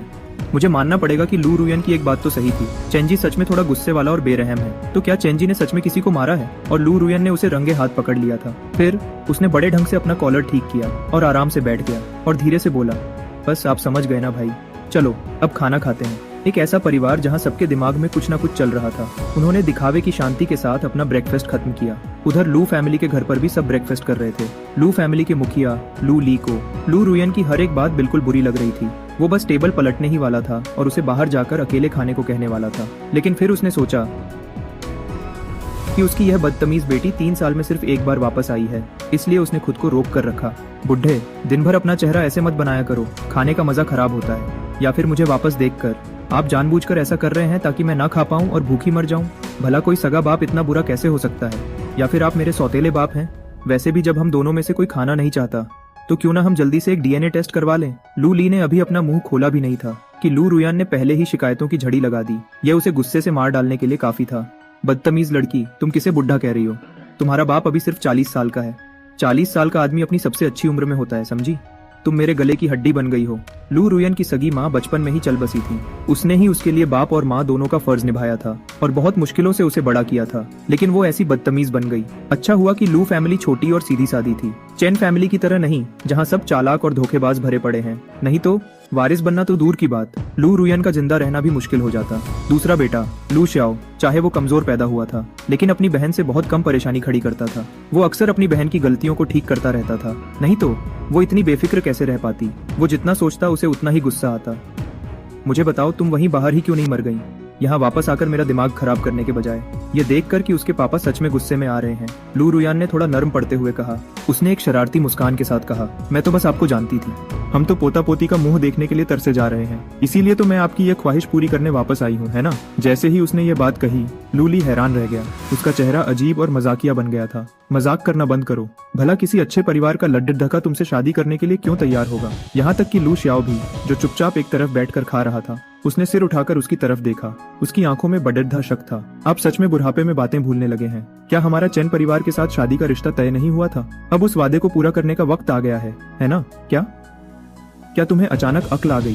पहले तो तुम इस रिश्ते के खिलाफ अपनी जान देने को तैयार थी, या फिर तुम कोई नई चाल चल रही हो? लू ली ने एक के बाद एक 3 बड़े सवाल पूछ लिए। उसका एक एक शब्द दिल को चुभ रहा था। बूढ़े बाबा, अब वक्त बदल चुका है, समझे? यह क्या बकवास है? ढंग से बात करो। लू ली ने शक भरी नजरों से अपनी बेटी को ऊपर से नीचे तक देखा। क्या तुमने नहीं कहा था कि चैन परिवार का बड़ेढ़ा बेटा बहुत ज्यादा अकड़िढ़ दिखाता है और उसे किसी भगवान की तरह पूजना तुम्हारे बस की बात नहीं है, और घर में एक ही नखरेबाज काफी है? क्या अब तुम्हें डर नहीं लगता कि वह तुम पर हुक्म चलाएगा? क्या अब तुम्हें अपने पति के काबू में रहने का डर नहीं है? अगर लू ली से पूछा जाए तो चेंजी उसके दामाद बनने के लिए बिल्कुल सही था। अकड़ियस दिखाना अच्छा है, उसे इस जिद्दी बेटी को ढंग से सुधारना चाहिए। नहीं नहीं नहीं बूढ़े बाबा, जरा ध्यान से सुनिए। मेरा रिश्ता चैन परिवार के बड़े बेटे के साथ तय हुआ है, लेकिन जिसके बारे में आप बता रहे हैं वह तो छोटा बेटा है। तुम्हारा मतलब? बिल्कुल सही, आप जो सोच रहे हैं वही सच है। लू शाओ जो बहुत कम बोलता था, उसने कहा, दीदी क्या आप सच कह रही हैं? लू ली ने धीरे से कहा, मैं तो लगभग भूल ही गया था। उनका बेटा अभी अभी वापस आया है और तुमने अभी से उस पर नजर रख ली। अगर चैन परिवार के उन गुस्से वाले लोगों को पता चला तो वे बिल्कुल खुश नहीं होंगे। लू रुइन ने इस बार खुलेआम इस बात को मान लिया। क्या तुम कल ही वापस नहीं आई हो? तुम्हें उस लड्डे ढेके से इतनी जल्दी प्यार कैसे हो गया? तुम उससे कब मिली? यहाँ तक कि तुम्हारे बाप के पास भी उसकी कोई फोटो नहीं है। मेरे पास अपना एक बढ़िया प्लान है, आपको इस बारे में चिंता करने की कोई जरूरत नहीं है। लू ली को अब सच में इस बात में मजा आने लगा था और अब वह उससे ज्यादा देर गुस्सा नहीं रह सका। जल्दी से मुझे बताओ, चैन परिवार का असली बड़ेढ़ा बेटा कैसा है? लू शाओ भी सुनने के लिए आगे झुक गया। वह देखने में काफी सीधा साधा लगता है, थोड़े नखरे दिखाना पसंद करता है, लेकिन कोई बात नहीं, वह बहुत ज्यादा क्यूट है। मुझे वह जैसा है वैसा ही पसंद है। हाँ, हमारी आपस में बन गई। क्या इसमें कोई दिक्कत है? तुम सिर्फ ऊपरी चीजें देखती हो। यह उसके अपने पिता की तरफ से एक दिल तोड़ने वाला ताना था। लू रुइन ने अपने पैर पर पैर चढ़ाए। तो क्या हुआ? हमारे दोनों परिवार शादी के रिश्ते में बंध रहे हैं। क्या आप यही नहीं चाहते थे? मुझे डर है कि तुम उनके बेटे को बिगाड़ दोगी। अगर वह सच में एक अच्छा लद्दाखा है तो क्या तुम उसे बिना किसी रहम के परेशान नहीं करोगी? नहीं, बिल्कुल नहीं। सुनिए बूढ़े बाबा, एक बात समझ लीजिए, he has the chain family banking him, लेकिन फिर भी मैं उसे परेशान करने की हिम्मत करती हूँ। कल रात उसने मुझ पर जो पैर मारे थे वे अभी भी दर्द कर रहे हैं। यह बात तो सही थी, लेकिन लू ली को अभी भी कुछ अजीब लग रहा था। फिर उसने जानबूझकर उसे चिढ़ाते हुए कहा, मुझे लगता है कि लू शाओ तुमसे कहीं ज्यादा समझदार है और वह लोगों का ख्याल रखना भी जानता है। क्यों ना हम यह शादी का रिश्ता उसके साथ तय कर दें? लू रुइन घबरा गई। बिल्कुल नहीं बूढ़े बाबा, क्या आप जानबूझकर मेरे खिलाफ बोलना बंद करेंगे? लू शाओ बस मुस्कुराया और कुछ नहीं बोला। लू ली ने ठंडी सांस ली। मेरा क्या मतलब है कि मैं तुम्हारे खिलाफ जा रहा हूँ? पिछले कुछ सालों में किसी की हरकतें जो रही हैं, मैं इस बारे में बात भी नहीं करना चाहता। जो भी हो तुम इससे दूर रहो। बिल्कुल नहीं, चैन फैन तो सिर्फ मेरा ही होगा। बस देखते रहिए, मैं आपके लिए दामाद को भगा कर ले आऊंगी। फिर अपना पेट भर खाना खाने के बाद उसने अपने चॉपस्टिक्स रखे और वहां से चली गई। लू ली ने अपना सिर पकड़ी डीएच लिया। वह कुछ कहने से हिचकिचाया। आखिर में उसने लू शाओ को समझाया, नजर रखो अपनी बहन पर, कहीं वह चैन परिवार के बड़ेढ़े बेटे को गुस्से में न ला दे। मेरी तो हिम्मत नहीं है। मुझे डर है कि कहीं वह यह न सोचे कि मैं उसका पति चुरा रहा हूँ। चैन परिवार के घर पर आपने मुस्कुराते हुए चेंजी की तरफ देखा। छोटे भाई, आज फिर से हम दोनों ही अकेले हैं। उसने बहुत ही ठंडा बर्ताव किया। छोटे भाई, आज तुम किस काम में बिजी रहने वाले हो? क्या तुम मेरे असिस्टेंट बनोगे? मुझे लगता है कि यह नामुमकिन नहीं है। चेंजी ने शक से आपकी तरफ देखा। तुम्हें आखिर आता क्या है? थोड़ा सब कुछ। चेंजी को बिल्कुल यकीन नहीं हुआ, लेकिन पिछले 2 दिनों के आपके काम को सोचकर उसने अपनी आवाज नरम की और पूछा, भैया क्या आप मुझे बता सकते हैं कि आप पहले बाहर क्या पढ़ाई कर रहे थे? सच में आपको देखकर लगता है कि आप किसी अमीर परिवार में पले बढ़े हैं। मैंने बहुत सारी अलग अलग चीजें सीखी हैं, इसे समझाना थोड़ा मुश्किल है। चेंजी गुस्सा हो गया। आप तो बस मुझे टाल रहे हैं। आपने एक तरफ इशारा किया। छोटे भाई, अंकल जो काफी देर से वहाँ इंतजार कर रहे हैं, लगता है उन्हें तुमसे कोई जरूरी बात करनी है। क्या तुम जाकर देखना नहीं चाहोगे? चेंजी ने पीछे घूमकर देखा और सच में वहाँ अंकल जो खड़े थे। आपकी नजर काफी तेज है, लेकिन आपको कैसे पता कि वह मुझे ही ढूंढ रहे हैं? अगर वह तुम्हें नहीं ढूंढ रहे तो क्या मुझे ढूंढेंगे? और मैंने तो बस कहा कि ऐसा लगता है। ठीक है फिर। चेंजी के जाने के बाद आप अकेले ही घूमने लगे। तभी आपने एक नौकर को वेनकाई को ट्रेनिंग देते हुए देखा। बेयर यंग मास्टर, वहाँ जाना खतरनाक है। आपके लिए यही अच्छा होगा कि आप बाहर से ही देखें। आपको अपने पास आते देख नौकर जल्दी से आपको प्रणाम करने के लिए आगे बढ़ा। मैं उससे नहीं डरता। वेनकाई के कान बहुत तेज थे और उसने उसी वक्त अपना सिर घुमाकर आपकी तरफ देखा। आपने उसकी तरफ हाथ हिलाया जैसे किसी पालतू कुत्ते को चिढ़ाते हैं। वेनकाई, इधर आओ। नौकर ने पास से आपको याद दिलाया। Bear young master. वांगचाई आमतौर पर सिर्फ अंकल जो की बात सुनता है। इससे पहले कि वह अपनी बात पूरी करता, वेनकाई तेजी से भागते हुए सीधा आपकी तरफ आया। वह देखने में बहुत गुस्से में लग रहा था, जैसे वह चिढ़ाए जाने का गुस्सा निकाल रहा हो। वहाँ खड़े नौकरों के चेहरे डर से पीले पट्टी से डिटैच गए। वे जानते थे कि वेनकाई बहुत ज्यादा ताकतवर है और उन्हें डर था कि कहीं वह आपको चोट न पहुंचा दे। लेकिन अब उसे रोकना बहुत देर हो चुकी थी। जैसे ही वेनकाई आप पर झपटने वाला था, सबकी जान हलक में आ गई। बेयर यंग मास्टर, जल्दी बचिए। आपने एक कदम पीछे हटाया, फिर अपना पैर उठाया और सीधा उसके सिर पर निशाना लगाया और उसे एक जोरदार लात मारी। एक ही लात में आपने उसे जमीन पर गिरा दिया। फिर आपने उसे उसकी गर्दन के पीछे से अपने हाथ से पकड़ लिया, बिल्कुल वैसे ही जैसे किसी आम कुत्ते को उठाते हैं। बस उसका साइज बहुत बड़ा था। छोटी चीज काफी गुस्से वाली है। सारे नौकर हैरान रह गए। बेयर यंग मास्टर ने उसे सिर्फ एक ही बार में काबू कर लिया था। बेयर यंग मास्टर, क्या आप उसे हमारे हवाले कर देंगे? उसका गुस्सा बहुत खराब है। नौकरों को अभी भी डर था कि कहीं वह अचानक फिर से हमला न कर दे। क्या इत्तेफाक है, मेरा गुस्सा भी कुछ खास अच्छा नहीं है। वे थोड़े हैरान रह गए। उसके तुरंत बाद वेनकाई ने दबे हुए डर की आवाज निकाली। अब उसका वह गुस्सा और डर पैदा करने वाला रूप गायब हो चुका था। आपने आराम से उसके बालों पर हाथ फेरा और वह बिल्कुल शांत हो गया। और अंजाओ जो शोर सुनकर भागते हुए वहां आई थी, उसने ठीक यही नजारा देखा। वेनकाई बेयर यंग मास्टर के इतना पास आ चुका है। उसने अपने दिल की हैरानी को दबाया और आपसे इज्जत से बोली, बेयर यंग मास्टर, यहाँ खतरा है। छोटे यंग मास्टर ने आपसे पहले अपने कमरे में वापस जाने को कहा है। क्यों? मैं तो अभी अभी बाहर आया हूँ। तुमने भी तो देखा वह कितना सीधा है। ये वेनकाई की वजह से नहीं है। ये सोचकर कि चेंजी अभी अंकल जो से बात कर रहा था, तो फिर क्यों? क्या कुछ हुआ है? अंजाओ कुछ कहने से हिचकिचाई, लेकिन आखिर में उसने सच बता ही दिया। हमारे यहाँ एक मेहमान आए हैं। छोटे यंग मास्टर चाहते हैं कि आप उनके सामने ना आए। किस तरह के मेहमान? वह उनसे मिल सकता है, लेकिन मैं नहीं। आपके चेहरे पर कोई भाव नहीं था। आपकी आवाज बिल्कुल ठंडी थी। इस वजह से अंजाओ को थोड़ा डर महसूस होने लगा। बेशक आप उनसे मिल सकते हैं, लेकिन वह आदमी थोड़ा खतरनाक है, इसलिए आपकी सुरक्षा के लिए ऐसा कहा गया। खतरनाक? अगर वह खतरनाक है तो उसे चैन परिवार के घर में क्यों आने दिया? असल में उसे चैन परिवार का ही एक हिस्सा माना जाता है। उसके पास आने जाने की पूरी आजादी है। यहाँ तक कि अगर मालिक और मालकिन भी होते तो उनके लिए भी उसे रोकना आसान नहीं होता। चैन परिवार का हिस्सा? किस तरह का? कोई रिश्तेदार या कोई नौकर? नौकर, लेकिन किसी एक का नहीं, बल्कि पूरे परिवार का नौकर। अब तो मैं सच में जाकर देखना चाहता हूँ। आखिरकार वह एक नौकर ही तो है। उनसे डरना क्यों है? बड़े यंग मास्टर, बात उतनी सिंपल नहीं है जितना आप सोच रहे हैं। आप अभी इसमें कितना बड़ा खतरा है वह नहीं समझ सकते। आंट जाओ आपको और ज्यादा समझाना चाहती थी, लेकिन उन्होंने देखा कि आप पहले ही काउंसिल हॉल की तरफ जा रहे हैं। उन्होंने अपने मन में सोचा कि यह तो बहुत बुरा हो गया, लेकिन उनकी आगे बढ़कर आपको रोकने की हिम्मत नहीं हुई। आखिरकार आप ही तो मालिक थे। बड़े यंग मास्टर, दूसरे यंग मास्टर और मेहमान काउंसिल रूम में हैं। अच्छा होगा अगर आप अंदर न जाएं।